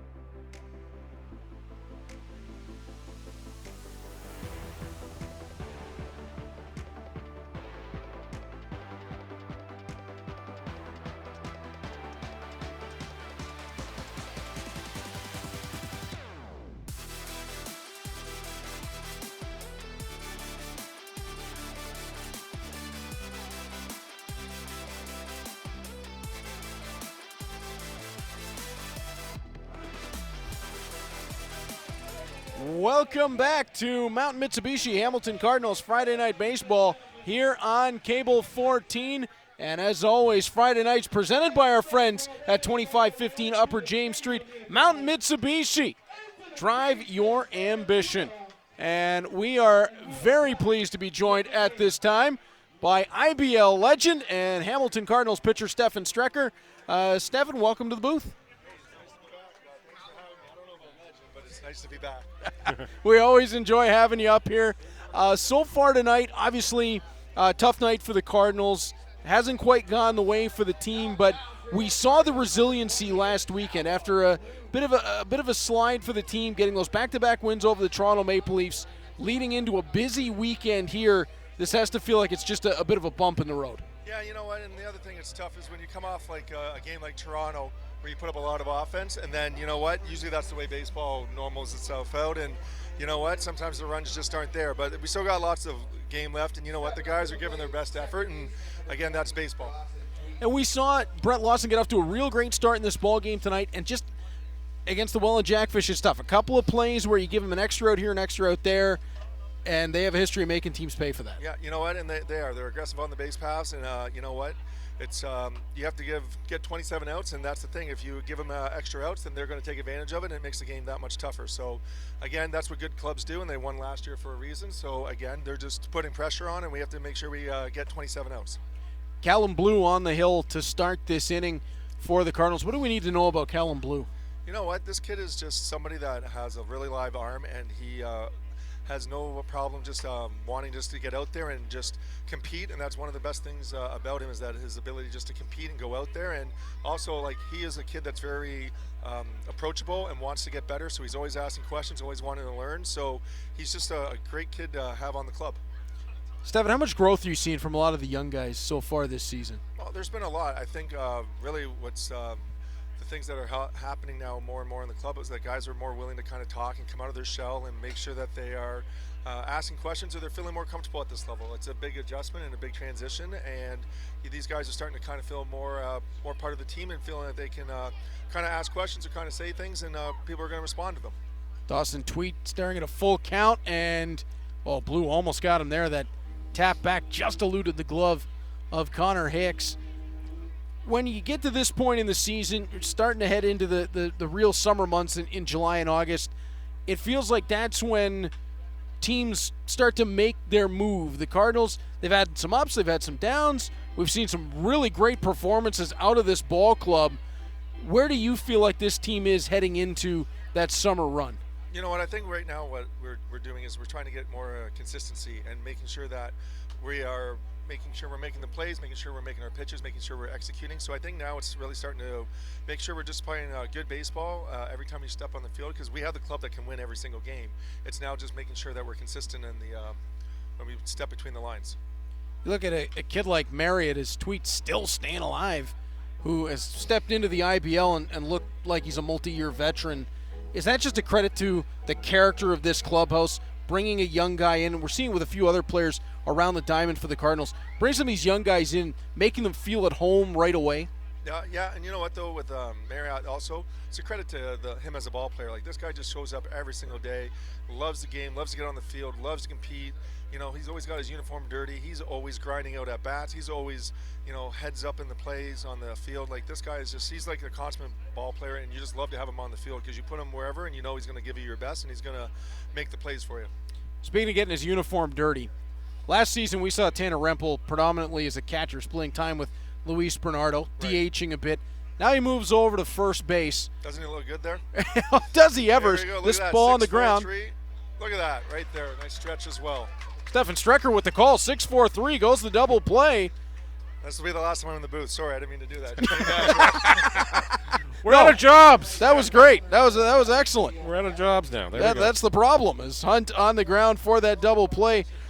Rempel has just taken to first base like a duck to water, and I mean, his mom's got to be happy that she doesn't have to do the laundry. Yeah, exactly. No, and you know what? With Tanner, just a natural athlete, and you just put him anywhere on the field because he also played third base last year too. And just there's a guy that just wants to be out there, wants to help the team win, and you can see it all the time. And he's got such a great, infectious, positive attitude. And there's a reason for some of those young kids feeling comfortable when you have guys like Tanner on your club. So it's just a testament to Tanner.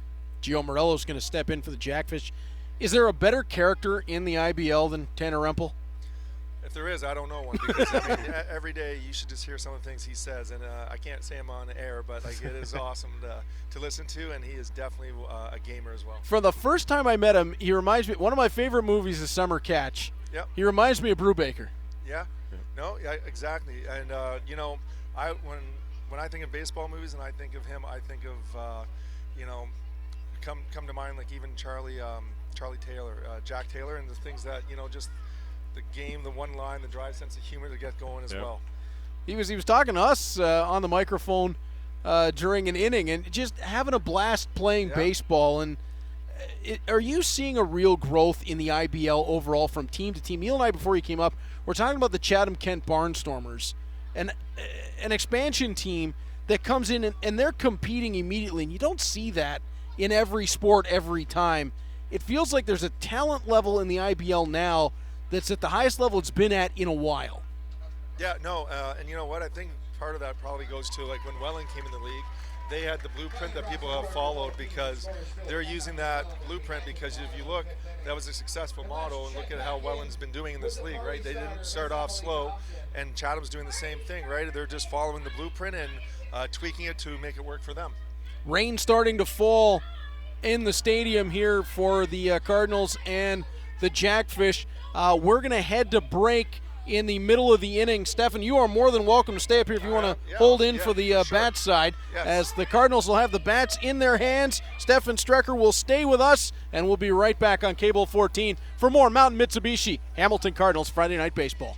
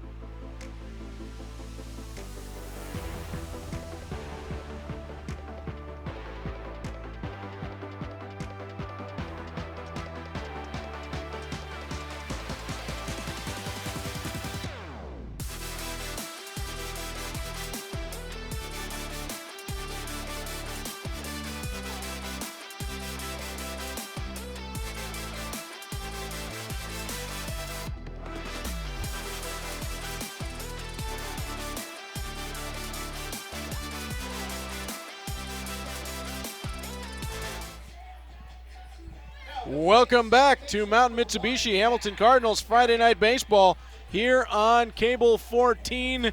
As Zach Marriott will step in, it's Reed Neal and our special guest Stefan Strecker. And Stefan, we were talking about Zach Marriott, and we'll get a chance to see him here at bat, although it is tough when you're facing Enrique Saldana. Oh yeah, but you know what? He never gives it away in at bat. So he was not happy with a strike call against him earlier in the game, one that appeared to be a check swing.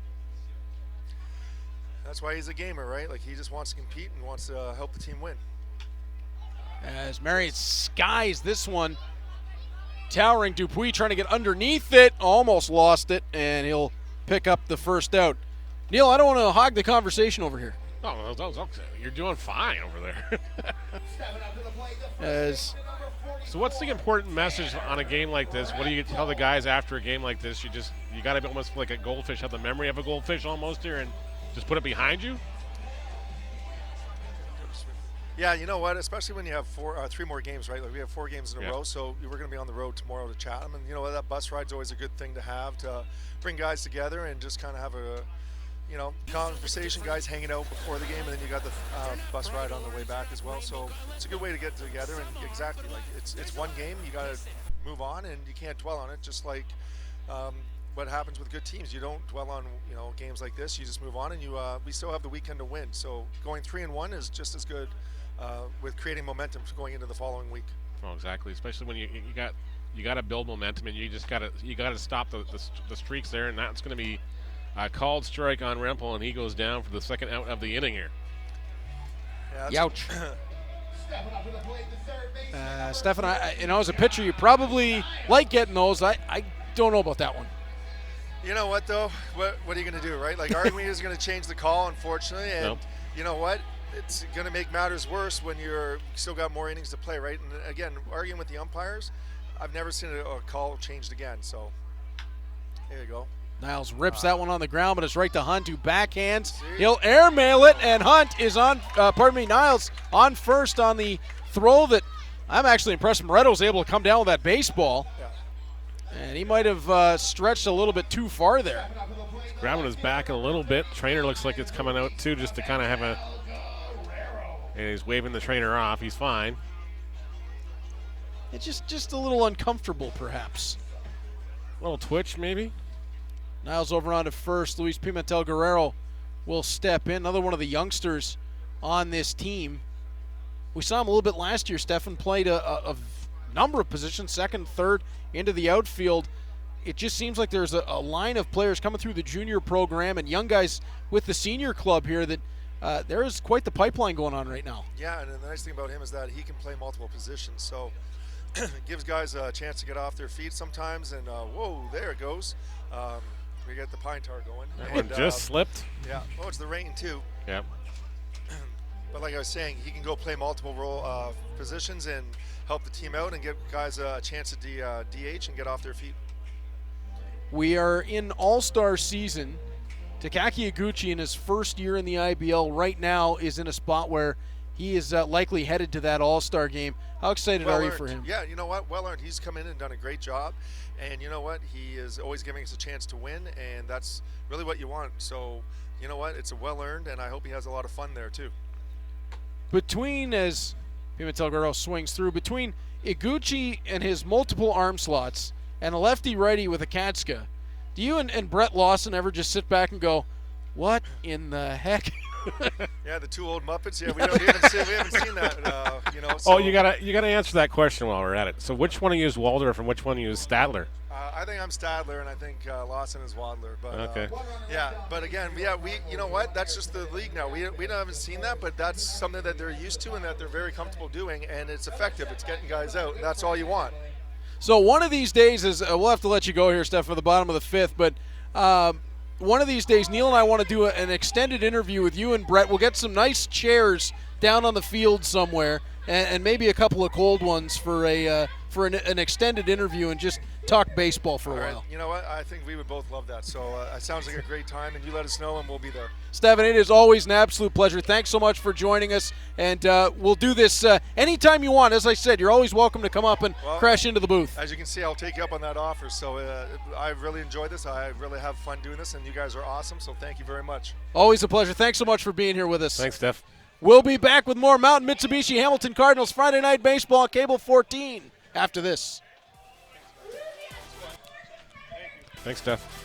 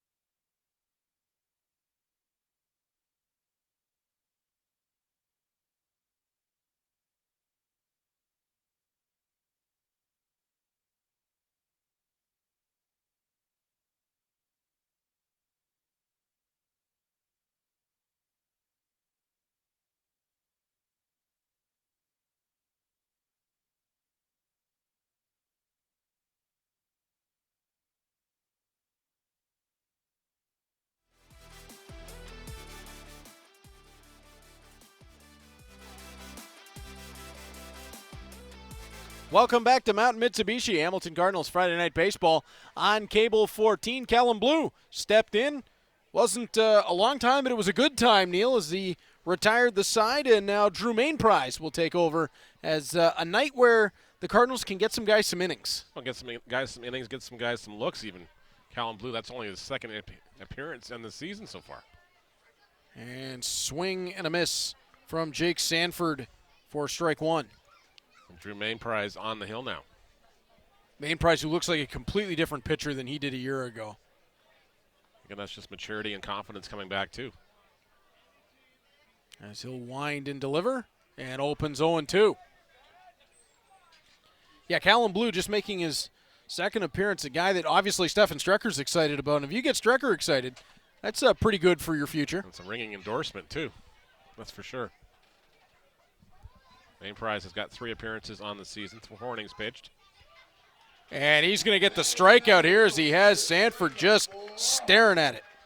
I do believe that is strikeout number 70 on the season at home for Cardinals pitchers. So that's $210 being donated by our friends at Little Caesars to Mission Services. I say we have crossed the $200 mark. And there you see those pizzas on the move.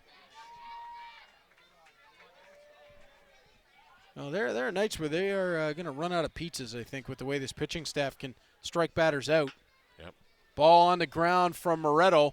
Scooped at third. Niles over to first. Great play. Of course, we got to tip our hats to the Welland Jackfish. Of course, they have a similar promotion with Ronald McDonald House. Yep. And they go for the whole season as far as all the strikeouts and everything. Last time I looked at it, it was over $1,000 raised or donated to Ronald McDonald House Children's Charities. That is beautiful. Great job, Jackfish. Keep on going. You raise as much money as you can. The causes do not get a whole lot better than that. They definitely don't.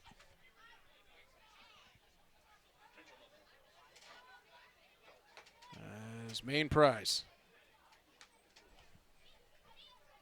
That one brought down for ball one. Hicks tried to sell it, but Mullen not biting.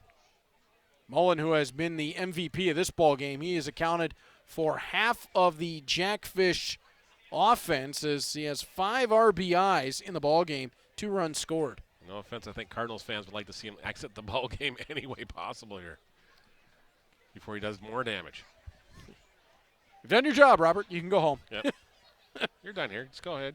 Take the rest of the night off. 2-0 the count. We insist.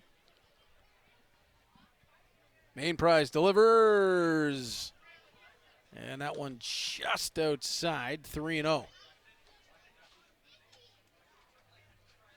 Be interesting to see how many wins the Jackfish can accumulate this year. Of course, the last 2 seasons they've gone 31 and 11. So that's 62 wins in the last 2 years, plus what they've done so far, which is 13 on the season now. So they're well on their way.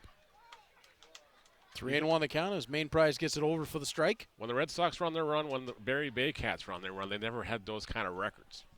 They always would, be middle of the pack and just find that switch come playoff time.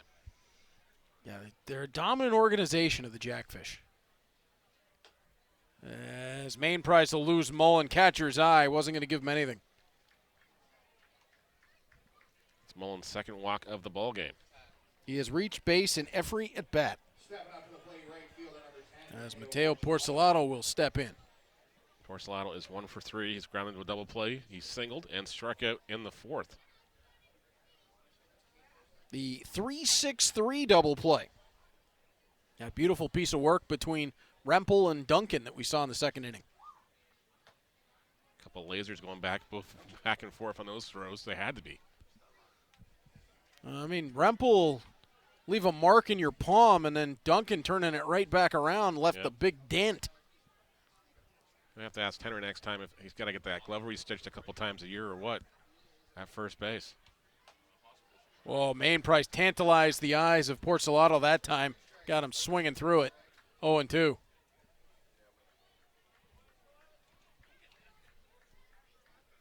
Mainprize trying to join Callum Blue, going back-to-back clean innings. As he will wind and deliver, and didn't get the call. Maybe just elevated there. Or it might have broke too late when it crossed the plate. 1-2 the count. Again, you and I don't have that advantage where we can't see it actually with the umpire's eye level. We're above everything, so we're seeing it from different heights. Doing our best. That one off the outside, and again, Main Prize was hoping for it, 2-2. Main Prize not being shy here. He's going after it. Yep.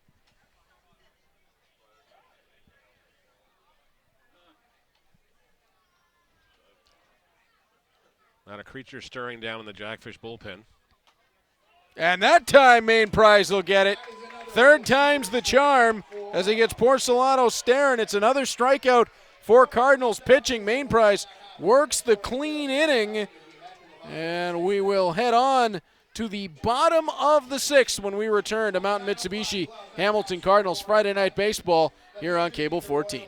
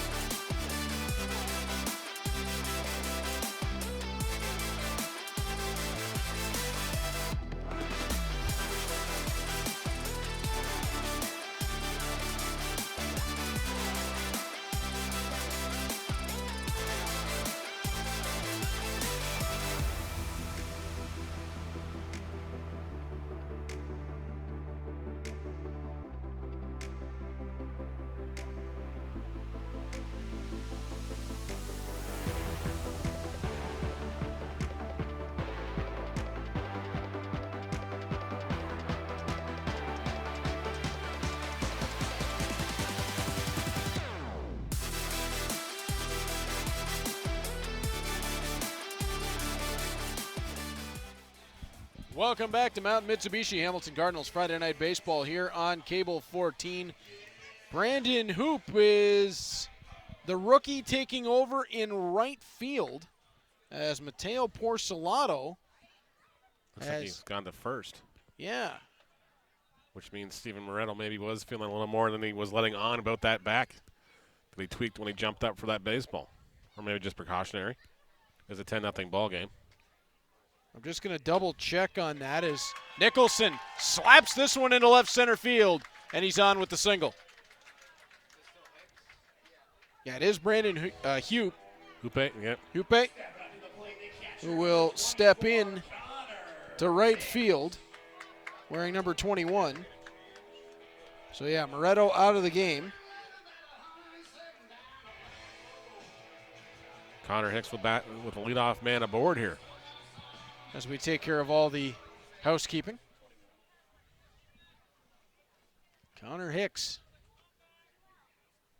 stepping in, and Brandon Nicholson over at first, so you never know when he might decide that he's just going to take a base. 10-0 is kind of Yeah, he doesn't look like he's interested in running. Nope. Probably getting caught up with his old teammates over at first. That's what it looks like. As that one runs inside on Hicks, 1-1 the count. Especially in the 10-0 ball game, you don't want to run up. You don't want to show up the other team, anyways. Yeah, Nicholson looks pretty glued over there at first. He's used to taking a much larger lead. Yep. So 1-1 the count as Hicks skies this one. Hunt backing off at third. He'll call, and Oof. A little dangerous as one away.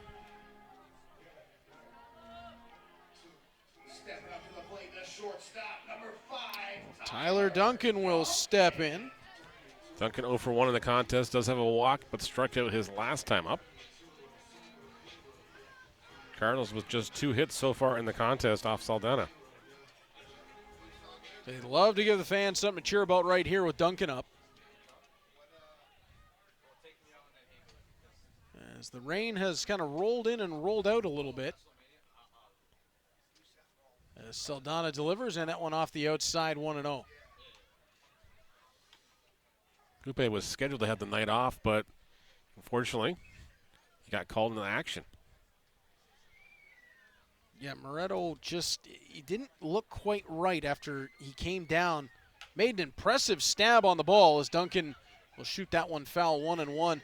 It looked like he just kind of stretched something and overextended something, popped something, 4-4 weekend. Yeah, maybe just shut it down, get some treatment or something, and be ready to go tomorrow. Well, they got one of those guns, the thumpers downstairs. Probably. Maybe just give them a go. I know they have the massage table down because they had it wheeled out before the game started. So just don't know if they want to tempt that with the rain that's been kind of teasing us here. Well, they always go to the clubhouse and do it there. So. No, fair enough. 1 and 2 the count. Less likely to get electrocuted in there. That's right. At least you'd hope anyway. Yeah, we hope.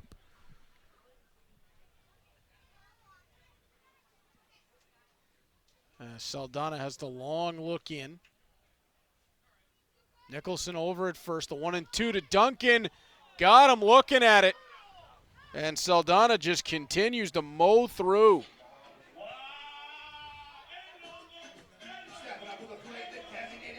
If I'm not mistaken, Neil, I believe that's 9 on the night for Saldana. That is 9, yes. And you and I were scratching our heads going, why did he only have 4 strikeouts coming into action? Well, maybe he just wasn't feeling it at home yet. Tonight he has found it. Cardinals wish he hadn't as Luis Bernardo steps in. And that one started way out at Luis and didn't quite come back in time. That one didn't tail enough, unfortunately.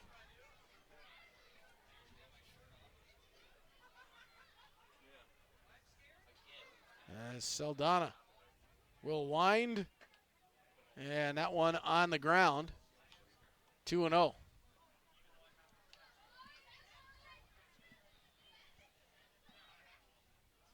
Cardinals will need to regroup after tonight, but even in this, Neil, Stefan Strecker didn't seem overly bothered. No, it's just one of those things you just got to put it behind you fast. And our third man upstairs is now playing a little bit of long toss out in the bullpen. He's everywhere tonight. Well, maybe he's going to get an inning here. You never know. Very well might.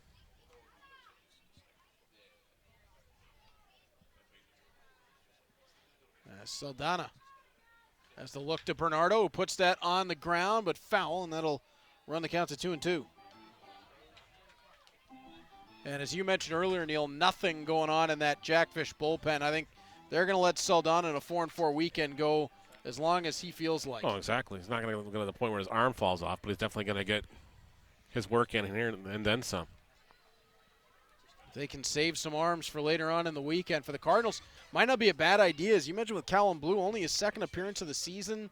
Probably not a bad idea to get some guys an inning here and an inning there. Of course, there's qualification rules for postseason, too, so these guys are going to get those innings. Five appearances, 10 innings are a requirement for pitchers. And I believe it's 36 plate appearances for batters. That ball just stayed foul. 2-2. I got to double check the batter one because it's been a while since I looked that one up. Rain is starting to come in again.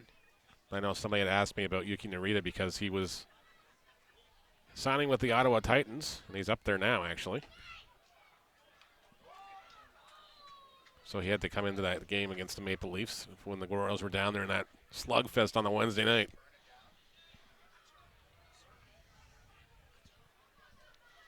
And he literally boarded the train to Ottawa the next day and Jeez. Went up to Ottawa. So the Guelph Royals may not see him back as Nicholson takes off, but it's not going to matter. Make it 10 Ks in the ball game. Luis Bernardo goes down on strikes.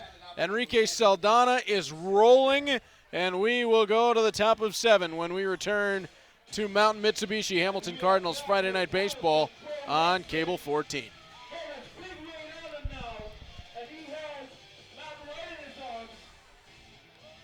He is dealing.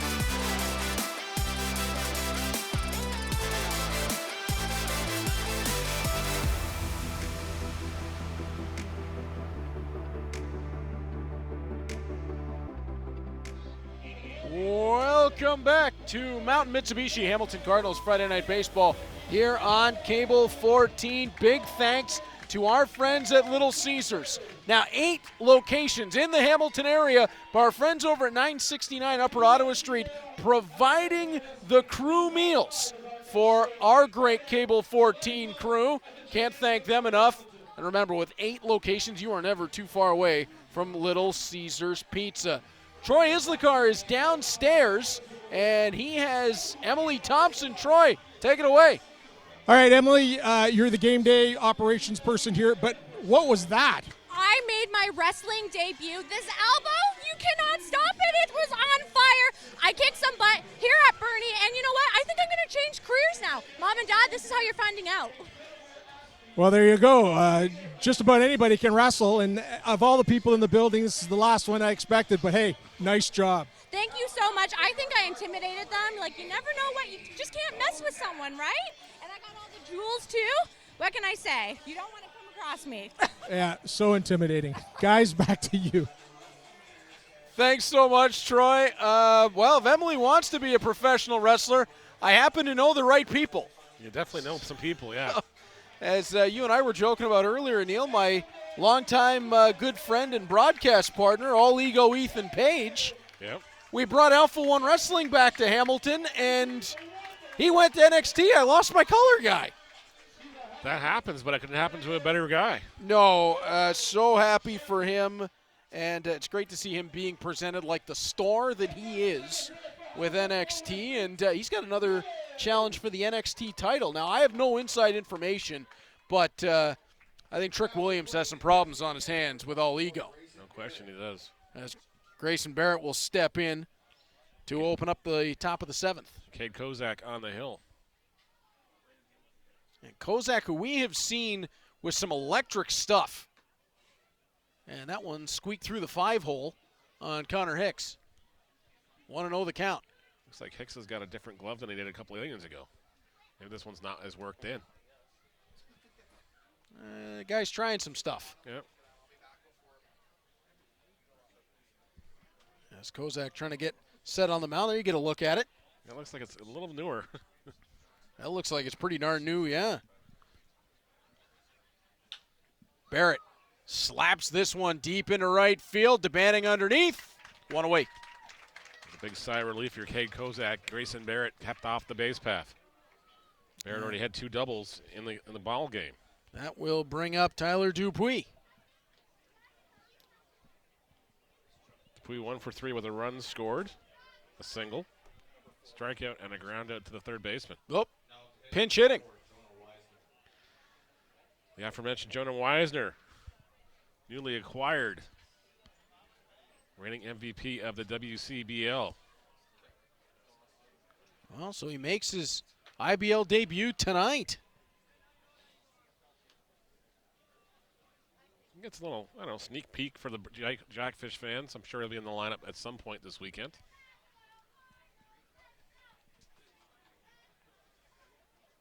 As Kozak will look into Hicks. Winds and delivers 1-1. Another BC native. I wonder if the Duncans and everybody else know him from out there. Yeah, you sent me that, myself and Troy, that message earlier today that Wisner was coming to the Jackfish, and it's just like, whoa, man. How do they keep doing it? As Wisner will shoot this into left field, charging on. Nice play made by Luis Pimentel Guerrero. Wisner retired on the F7 for the second out of the 7th inning. And don't get confused on that. That was a harder play than it looked. As Pimentel Guerrero had to get the jump in on it, as Dawson Tweet will step in. 2 away here in the top of the 7th inning. We've had the rain roll in and roll out, and it looks like it's back in again.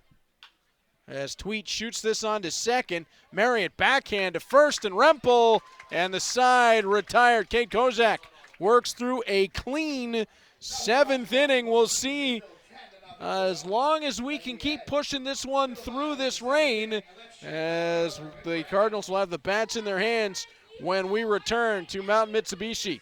Hamilton Cardinals Friday Night Baseball on Cable 14.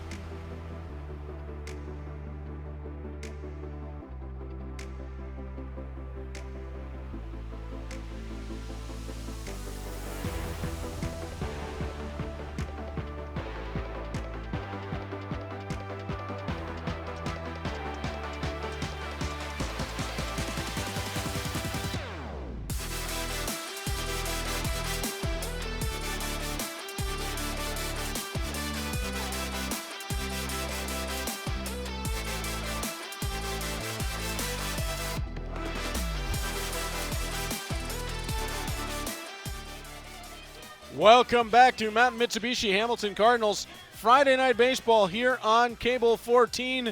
Neil, the rain has started. We're in a band of it right now, and we're going to have to see how long we can continue this one on for.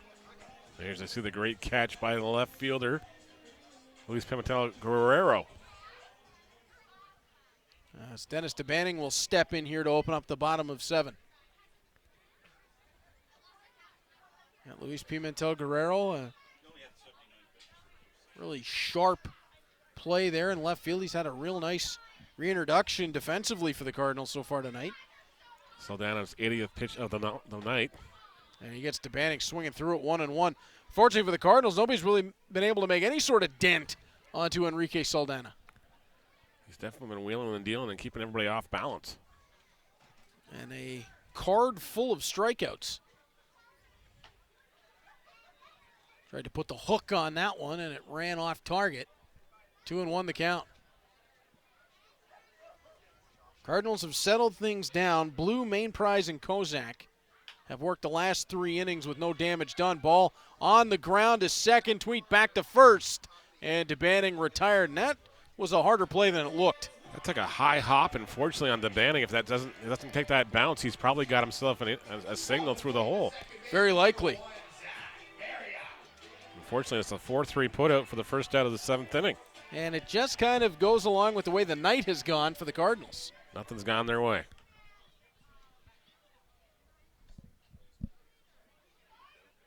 Saldana delivers. Marriott strikes this one high into center field. Stepping on for it, and 2 away as Morello will bring it in. Going to bring up Tanner Rempel, who's got one of the 2 singles for the Cardinals tonight. Stepping up to the plate, the first baseman, number 44, Tanner Rempel.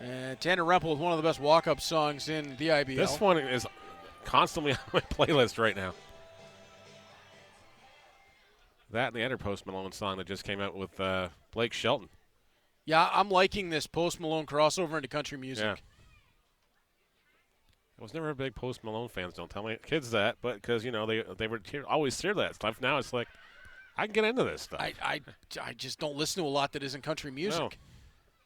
As Rempel rips this one on the ground. Oh, just foul. I thought that one hopped over third base. I thought so too, but I mean it was just a reflection off the glare off the. Must be. You definitely see the third base has got a little bit of a shine underneath the lights now. Yeah. So does first. Potentially a little bit of the rain that's fallen. It looks like that's kind of clearing a little bit for the moment. As Saldana delivers and gets Rempel swinging through. Saldana just continues an impressive performance as the Cardinals go down in order in the 7th. We will head to the top of the 8th when we return to Mount Mitsubishi Hamilton Cardinals Friday Night Baseball on Cable 14.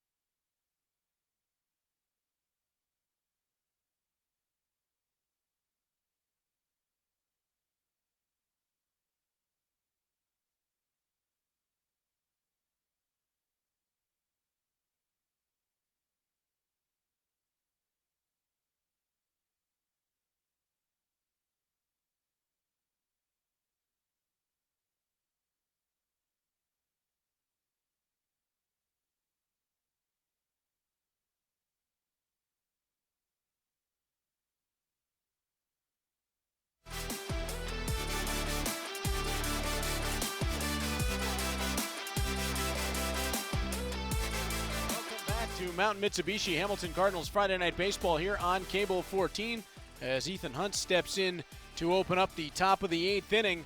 Nick Davies takes the hill for the Cardinals. Davies, another pitcher, just going to looking for an inning of work here for the Cardinals. Opportunity to maybe put his name forward for future starts or future appearances. As Hunt sends this into left field, Pimentel Guerrero right there for it, one away. Great job tracking that ball by Guerrero once again. Right off the crack of the bat. Pimentel Guerrero, a really good athlete out in left field. Stepping in will be Gio Murillo. Something I never considered actually, but I had it noted out to me via somebody on my phone. In the Dominican and in the further south and in other areas, May, June weather is kind of like winter to the Dominicans. They're not used to throwing in, I guess, lower than 25 degrees Celsius weather down there. Fair enough. So they find it kind of cold. So it's hard to stay warm. Well, shouldn't have any trouble next week. Is real nice shot there by Morello up the foul line into left field, and he will have the double standing as he just leaked it up the line past third base. And that, of course, is according to Davey Mendez. just so you know. Well, that's a guy who knows what he's talking about. Yep. As Jake Sanford is expected to step in. And my source remains casually anonymous. Checking the mail. And I believe we have a pinch runner coming into the ball game. Yep. So Morello gets the double and will make his exit. Ethan Pasco coming in. Don't know how Morello managed to keep that on the line, but a little bit of English on it and made it work. As Connor Hicks blocked that down, but Pasco is going to be able to scoot along to third base. By the way, for our Leaf fan contingent, the Toronto Maple Leafs are on the clock in Las Vegas. Maybe they're on the phone with somebody else to make a deal for something, please. Potentially goes Toronto, Colorado, Boston, the next three. First time in a couple of years the Bruins have a first-round pick, if they keep it. You guys already gave away all marks, so we have no interest in anything from Boston. Yeah, I don't want to talk about that deal. No. Like Mark Kaslick, like getting back into the first round, but yeah. Leafs are running out of goaltender options again. Laurent Brossoit is what I've heard. The backup in Winnipeg. Sanford will swing through 2-1. If I'm a Leafs fan, I wouldn't mind that. So you're going to have Joseph Wall. I guess you're going to have Wall as your starter and then him as a... Wall and Brossoit. Brossoit could make a step forward. Yeah. Could be a bit of a timeshare there if they go for it. Sanford taps that back up the middle. Duncan charges. A little bit of a bobble. He's going to have to eat that, and Pasco will come across to score. Likely to be a base hit. I don't think Duncan would have had a play on it. If he fields it cleanly, he might get it down there, but Sanford's got good wheels, too. Yeah, I don't think he wanted to take the risk on that one as Hoope will step in. And an 11-0 scoreline. Give Sanford the RBI and the single. Davies will wind and deliver and has strike one on the outside edge.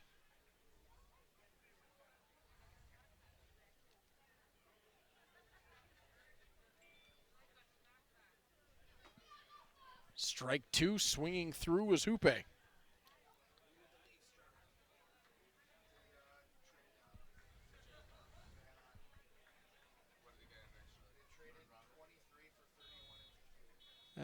As Davies will deliver. And the scuttle from behind us is that the Toronto Maple Leafs have traded down with the Anaheim Ducks. Ducks must think they have something they want ahead of somebody else. Ducks have something cooking. Wait and see what it is. As this one shot up the middle. Duncan, oh, that one took a hard hop off the shortstop. I think it went off his knee. And I think they're going to give Duncan a second just to make sure that he's all right. Yeah. And that is going to bring in yet another pinch hitter. Pinch hitting for Welland, number 7, Greg Marco. Greg Marco will step in to pinch hit for Mullen. That's Officer Marco. Pardon me. I don't want a ticket when I leave. No. Congratulations to Greg on the distinction. That's fantastic. As Davies ran that one in, and it caught a piece of Officer Marco. And that'll load the bases with one away. And that's going to prompt the conversation from Aiden Muir on Davies. This young man has just been struggling with his self-confidence out here on this hill. And it looks like Aiden Muir is going to go and have a conversation with him.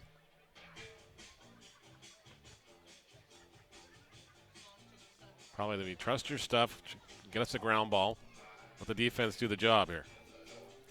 Ground ball likely gets you out of this inning.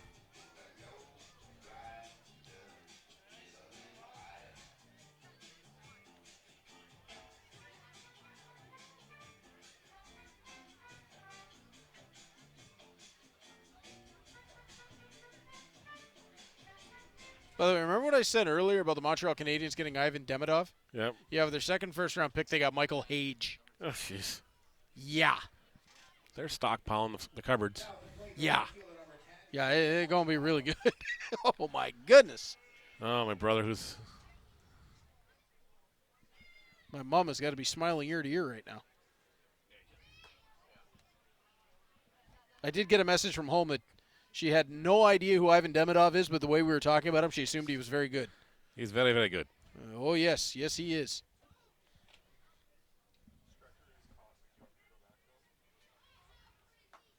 As Davies gets Porcelato to reach out at it.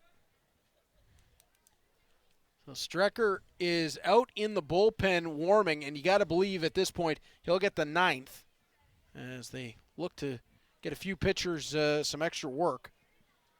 As Davies delivers, gets Porcelato reaching out a second time, 1-2 the count. And this is really about Davies just having to trust his stuff, as you said, Neil. We know you've got the stuff. You just have to trust it and put some faith in your defense. That trade Toronto made, by the way, Anaheim gives up the 31 and 58 to the Leafs. So that's a later first and a mid-second as Davies gets Porcelato staring at it. So maybe the Leafs are still got something else cooking here. Oh, that's what they did. Anaheim steps up to take 6'2", 205-pound Norwegian defender Stian Schulberg. That kid's good. As Grayson Barrett steps in.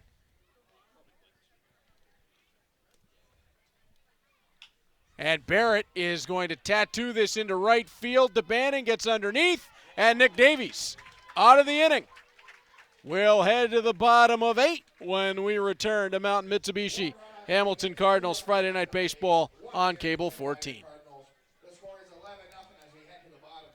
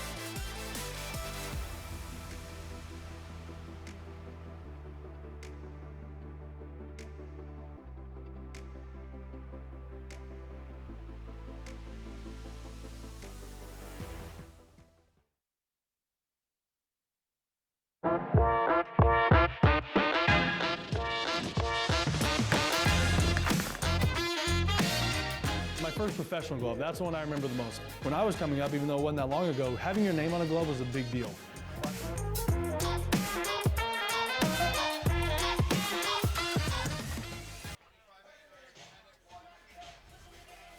Welcome back to Mountain Mitsubishi Hamilton Cardinals Friday Night Baseball here on Cable 14. Cole Tomasi is standing in the on-deck circle. He'll take Josh Niles' spot in this inning to lead off for the Cardinals. And, all right, good news for the Cardinals. Enrique Saldana's night is over. He was spectacular. Bad news, Danny Howitt's next. Yep, Danny Howitt on the hill now, the current Brock Badger, former Brantford Red Sox. It's just not getting any easier. No, it doesn't.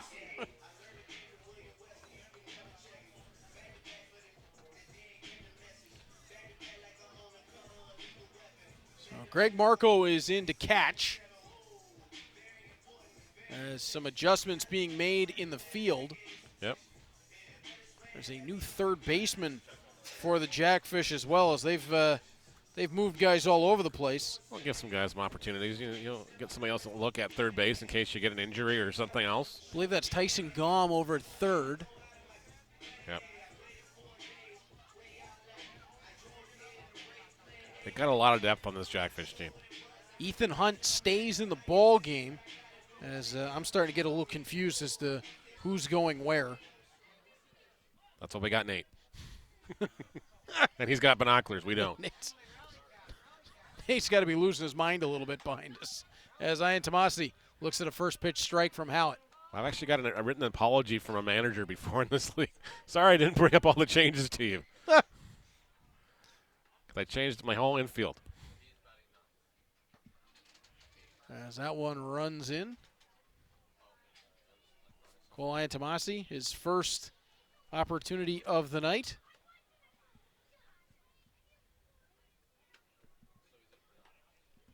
How it delivers, and Ian Tomasi gets underneath it, and he'll send that into the seats. Yep.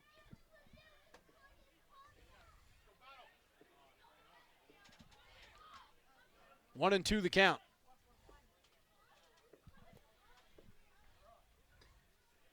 As Howitt has the look. He will wind and deliver, and Ian Tomasi will knock that one back.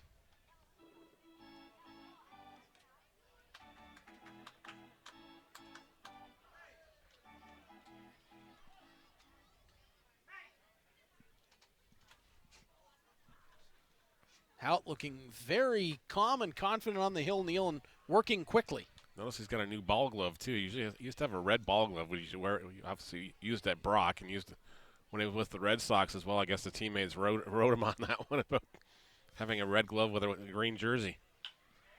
As Ian Tomasi will send this one back off second. Ethan Hunt, who had moved over there in some of the defensive rearrangement, will have the first out of the inning. And F4 is the first out. And Luis Pimentel-Guerrero will step in. Guerrero 0 for 2 with a pair of strikeouts. He's probably another one of these guys who's happy to see Saldana off the hill. I would agree with that.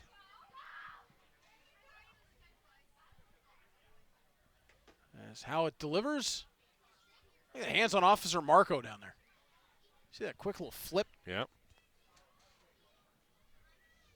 Now it's going to be hard for me not to call him Officer Marco. That's pretty cool as Pimentel-Guerrero swings through 1-1. Well, it worked for Brovsky, so why not? Yeah, it did. As Howard, he woke up in Game 7, didn't he? Yeah. 1-2 the count. All of a sudden, it looked like he was having one of those moments again where he kind of wavers and then. Yep, and then he just snapped right out of it. Here's Bob.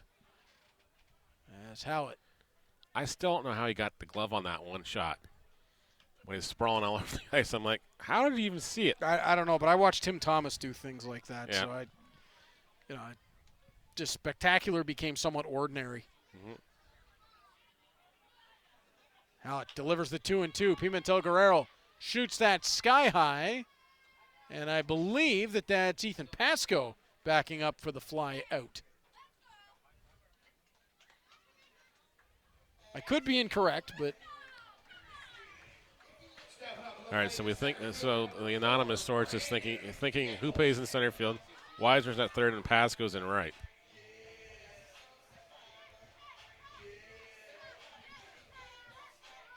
Is that what we're doing here? Yeah, that's what we're doing, I think. All right.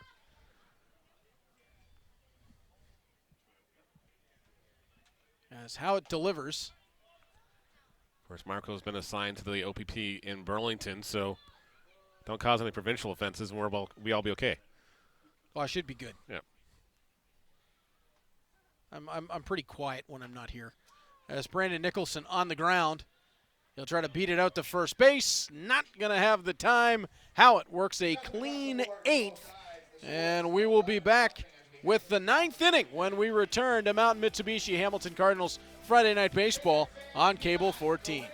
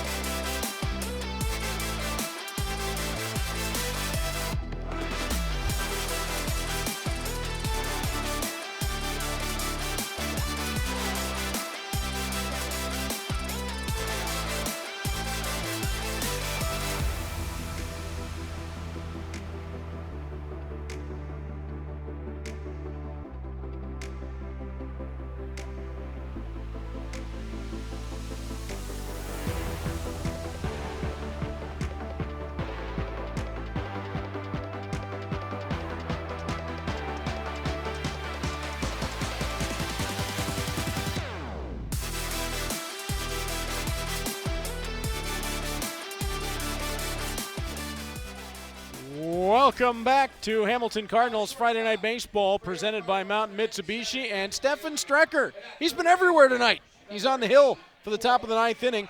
He'll face off with Weisner to start things off for the Jackfish, barring any other maneuvering. And as you mentioned, Neil, in between innings, from our anonymous source, Weisner was the man at short. Pasco did go into right field. I was taking a guess because I couldn't see the number on the jersey from here, and I was going on height. Yeah. When Tyler Dupuis out of the infield, when that's not a shot against Tyler, because he's an amazing defender. Yes.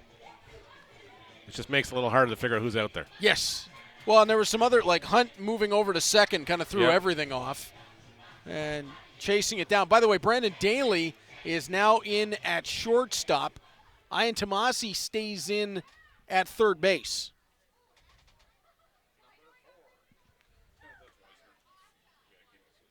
As Weisner will step up to the plate. Well, we just got the official invite to the All-Star game, you and I, if you want to come. Oh! I might be up north. All right, well then. If I'm not, I will be there. All right. Strecker delivers, and that one running outside for ball one. I'm very impressed with how the Welland Jackfish have put this all together for an all-star game. If they're going to recreate this and make it a big deal, Neil, it was the right decision to put it there to start with. I could see Hamilton hosting one in short order. Yep. Traditionally what's happened, it's usually gone to the option of the team that won the championship the year prior. So Welland volunteered to do it and everything else. I know. Actually, this would be my first, because I didn't do anything with the Royals the year they hosted it. So, yeah, this will be my first in a long time. Very cool. Yeah. It's the right team at the right time to host that and really put it on the map as a big event for this league. Strecker delivers. Weisner flashes this into foul territory. That'll keep curling away. And that will bounce way away. Tomasi, no chance to get over for that one. Of course, Strecker, the last appearance here was against the Chatham Barnstormers in that really blustery day, and nothing was working Strecker's way. Yeah, that was not what Stefan Strecker likes to pitch into. Nope. That one got away from him a little bit high, 3-2. On that blustery day, that ball would have been somebody about 5 feet the other direction. Strecker delivers, and it'll be a walk to Weisner. Strecker had a quick look at his hand, almost like the ball was slipping out. Hope it's not a blister or anything. We're just not going to be able to get a good grip on that baseball. He's asking for a different one now. Yeah, I don't know if it was something with the ball or something with Strecker's hand. That did not look right in the slightest.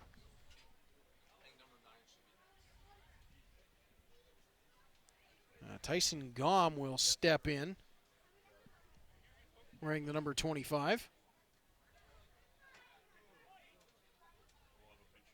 So we're going to have all sorts of additional player movement, and Strecker signaling something to the dugout. Yep. He's done.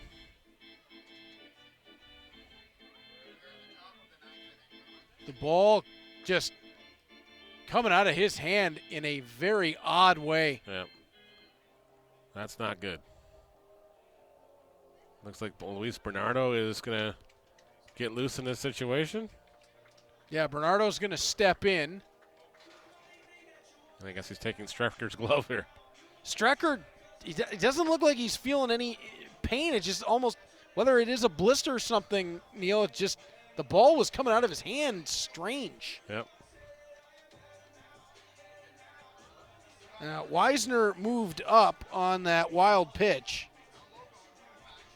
But hopefully it's nothing serious.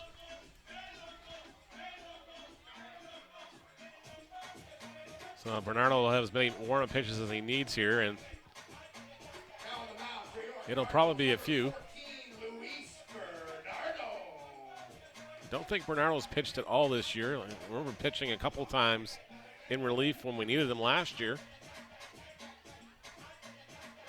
So in the NHL draft, more OHL flavor. 24, Colorado traded back, Utah in, and they took Cole Bodwin of the Barrie Colts. That's a really good pick.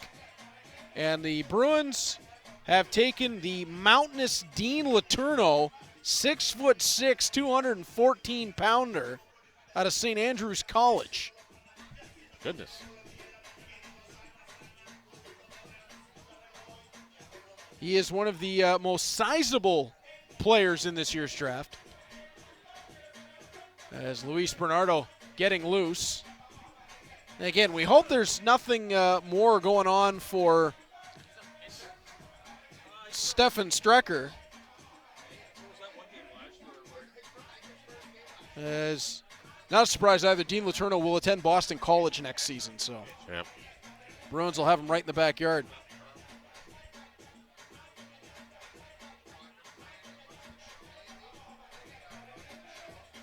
As Jono downstairs in my ear about Bronny James going in the second round of the Lakers. Yeah. Woo, there was a lot of social media chatter about that one last And night. some fake ones, too. Some fake chat GPT and chat AI things going on, too. That was like, wait a minute, is this real or not? So it's just like. Oh, it's real. Oh, I know that part was real. Just the post-game stuff with J.J. Redick and everything else wasn't so real. I can't say that I was shocked, but No. I think opening young Bronny up to that comparison, especially with his dad still, I know they want to have the Griffey moment. No. But yeah, it's like apples and oranges.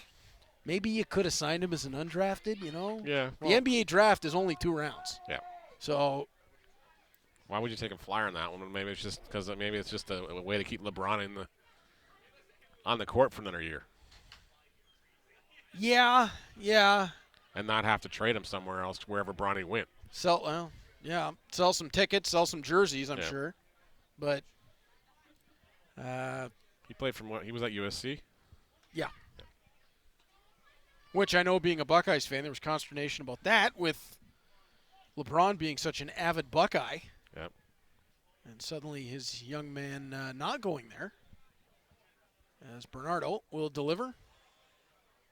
Now, that said, LeBron is a giant Buckeyes football fan. Yeah, I was about to say, LeBron got drafted out of high school. Yeah, I've never seen him actually show a whole lot of love to the basketball program now. No. But he's on the football sideline every time he can. As Luis Bernardo with the strikeout on Gom. Yep. How about that one?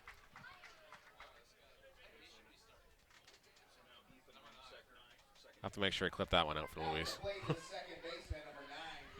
Ethan Hunt will step in. Luis Bernardo's just out there having some fun right now. Yep.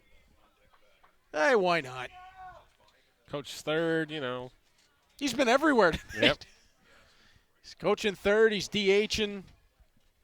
Would not be surprised if he was serving hot dogs to the guys before the game. That's assuming they eat hot dogs.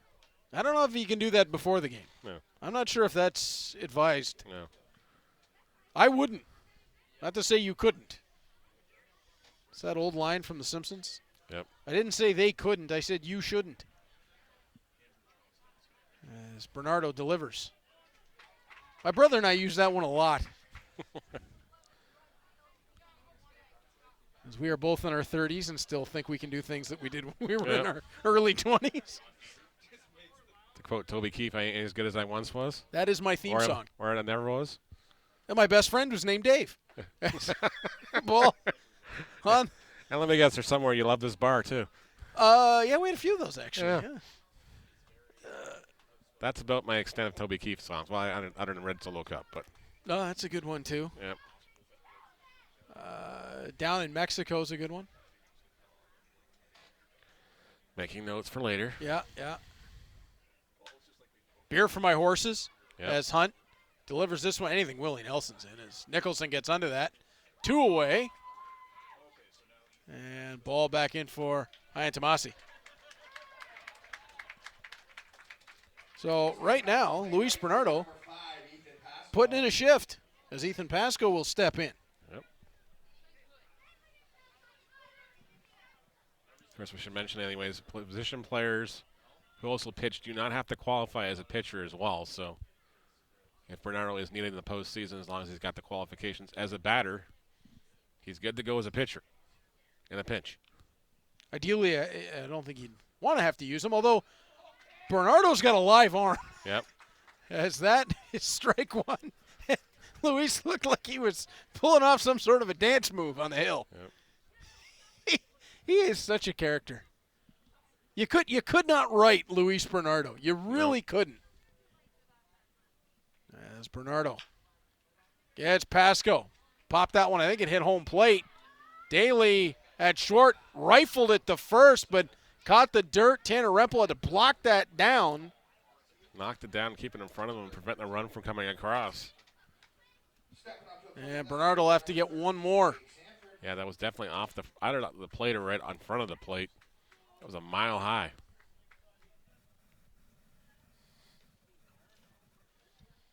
As we have static every once in a while in our ear that kind of makes both of us jump. Hey, more for the OHL. Liam Greentree will go to the LA Kings from the Windsor Spitfires. I don't remember seeing that many guys in Bob's original list, but maybe I missed something. Real good good second half of the year for the OHL guys. Yeah.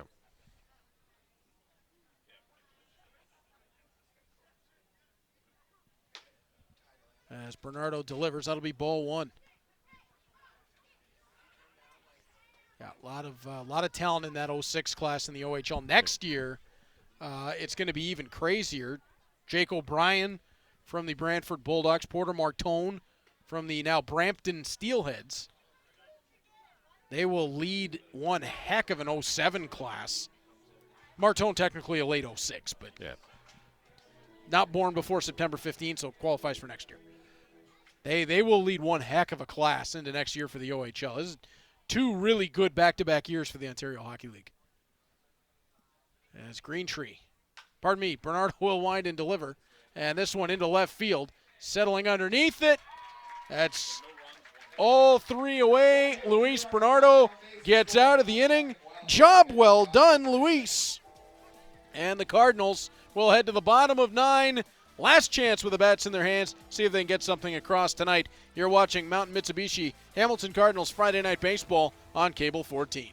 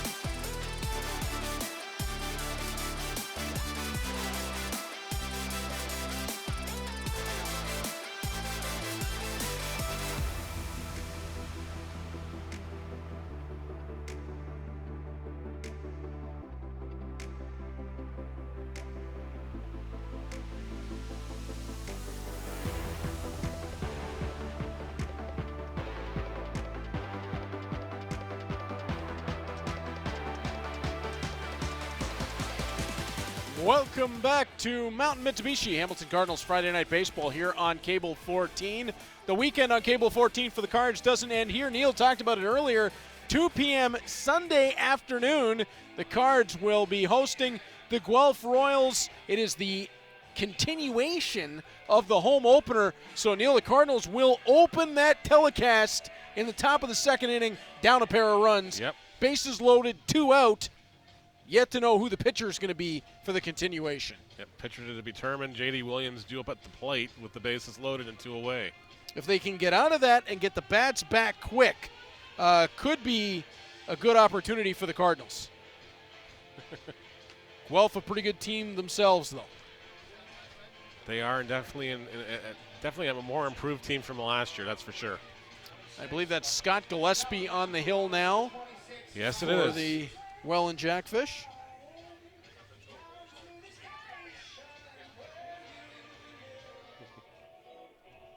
Last 3 outs for the Cardinals on a night that hasn't gone their way. But, Neil, after the 4th inning, only 1 run has come across. So, in large part, the bullpen has done a nice job to settle things back down.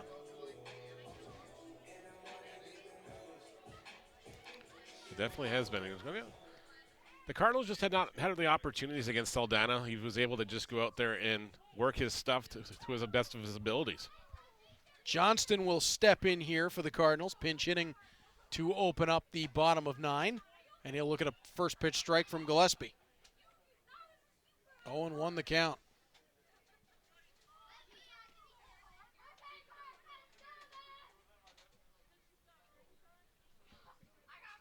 Gillespie will wind. Johnston taps it into foul ground, 0-2. Not sure if that went off him as well when he was swinging through that one or just off the bat. The way he jumped out, or I thought it was off him too. So with an 0-2 count, Gillespie will wind and fire. Welland pitching has just done their job tonight as Johnston stays alive, fouling that one back way up and over the top.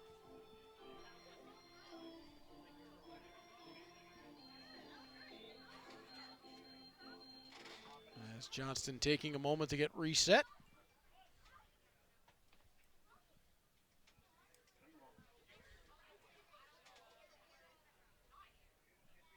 Gillespie delivers, and Johnston sends that out of the park foul. Well, if your phone dings this much during a game, yeah, what is it going to be like on the signing deadline? Or are you just turning it off? I think I'm just going to put it on sleep mode.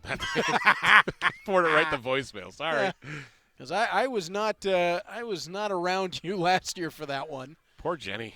Yeah, I was going to say, I think I remember messaging you about how busy are you right now. Uh-huh. Poor Jenny was just like, oh, man. Had to be every 30 seconds. It was, and we had input. You know, we came to an agreement. 10 o'clock, it automatically goes to silent. So it's like everything happened after 10 o'clock that night. So did you wake up to a torrent, or? Yeah, it was just like, what did I miss? Well, Eric assured me that George was done, and he wasn't. So you know, was that the Hoffman deal? Yeah. As Johnston on the ground. To second, Hunt, nice play. Turn that over to first, 1 away. And I think I had channels open with a couple other people at the same time, too, so it was just like, yeah, okay. Somebody owes me something. Referencing Logan Hoffman, we've not seen him for the Cardinals yet. He's on the way towards the IBL. He got scooped into the Frontier League. Yeah. So I don't know if we're going to get the chance to see him this season or not. I'll have to do some research in the background on that to see what his numbers look like in the Frontier League. As Gillespie will wind and fire to Daly, who swings this one over the head of Hunt, and Daly on base. Brandon Daly comes through with the 1-out knock here for the Cardinals. And that will bring up the third base coach, the pitcher, the designated hitter. Has he done anything else yet tonight? No. As Luis Bernardo steps in. Oh, what a character. Not much he can't do for these Cardinals. Nope. As Gillespie delivers, and Bernardo shoots this. Hunt able to back up and get it. 2 away. To answer the question from somebody else on my text messages, have I done a game in Chatham yet this year? I have not yet, so hoping to, but it hasn't worked out schedule-wise. I've seen them play twice now, but I've watched the stream. Yep. But I've not had a chance. I drove through Chatham actually last week. Twice. Went to league meetings in Sarnia and then to Taylor, Michigan for Alpha One Wrestling. As Dennis DeBanning swings through a first pitch offer from Gillespie.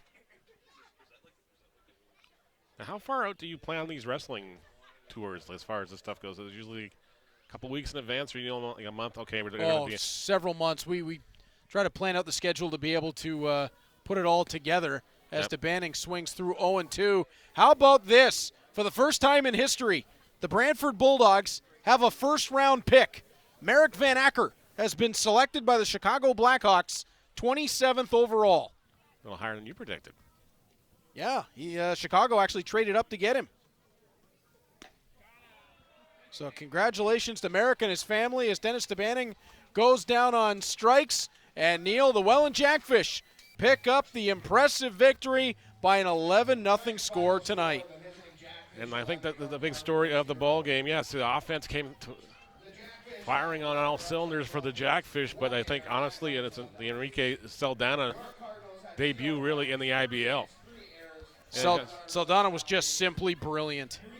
He had the fastball working, he had everything tailing off in the directions he wanted to, and the Cardinals hitters, they came in riding the high off the big high emotional game on Sunday, but maybe it just brought them down a peg. And of course now it's another litmus test as well here against the top team in the league. Well, the Cardinals came out a little bit flat in that third and fourth inning. They gave the extra outs, Neil, and in the end, that is what doomed them on the night. It was back-to-back innings. The 10 runs were scored between the third and the fourth, and there was just no recovering it from there. Exactly. They'll have to recover quickly, though. 4-4 this weekend. Hopefully they'll get the game in tomorrow with the weather expected, but the Cardinals won't have long to think about this one. Exactly. I believe we're going down to Troy momentarily. Troy is going to attempt to have a chat through a translator with Enrique Saldana, who no question was the star of this ball game. Neil, when it comes to going to the hill and just getting the job done, he was quite simply brilliant in this ball game, and I believe Troy is getting close to that interview right now. Yep. As we will head downstairs to our Troy Islikar, who is going to have Enrique Saldana. Troy, take it away. Enrique, 12 strikeouts, 2 hits today, just 1 walk, just an outstanding outing by you. What was the key there? You came into this game knowing that the Cardinals are a good hitting team. What did you do tonight to knock them off their game? Pichaste bien, 12 ponches, una salida espectacular. ¿Cuál fue tu llave para dominar a los Cardenales, que tú sabes que ellos son buenos bateadores? Estudiarlo y dejarme llevar del queche, que tiene experiencia ya varios años aquí jugando. He saw a few games before of the Cardinals, and then he followed my things. That is his key. Your first year in the IBL, how are you accustomed to things happening here in Canada and you getting comfortable here in this country? Tu primer año aquí en esta liga, que cómo tú crees que las cosas van yendo y que van pasando aquí en Canadá. Bien, el equipo está unido y me ha encantado estar aquí. He say like everything is good, like we get like a good treatment of the team, and he loves like the team is unit. And Welland hosting Star game this year, how sweet would it be for you to be in that game for the Welland Jackfish? Sabes que Welland tiene el juego de estrella en casa, que tú crees que sería bonito tú estar en ese juego. Sería bonito jugar ahí, pero lo más importante es que el equipo clasifique y buscar el campeonato. He say for him it's gonna be like a spectacular experience, be there, but for him it's like better if the team win and get the championship back.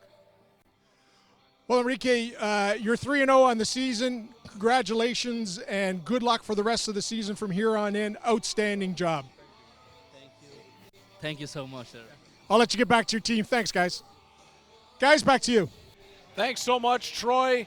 Enrique Saldana, a brilliant performance, Neil, for him as the Jackfish take this one by an 11-0 final. Your final thoughts? I just want a huge thank you to Robert Mullen for translating there as well. It's always nice to see somebody else jump in and help Troy out there.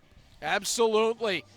The Cardinals continue on this weekend, 4-4. They'll be back here with Neil on Sunday as they'll make up that opening night game against the Guelph Royals. They'll start that game down 2-0, so don't get worried when you tune in. But tonight just wasn't their night. The Jackfish, an 11-0 win for Neil Sriwastawa, Troy Islikar, and our entire great Cable 14 crew. I'm Reed Duthie. Thanks for being along for Mountain Mitsubishi Hamilton Cardinals Friday Night Baseball on Cable 14.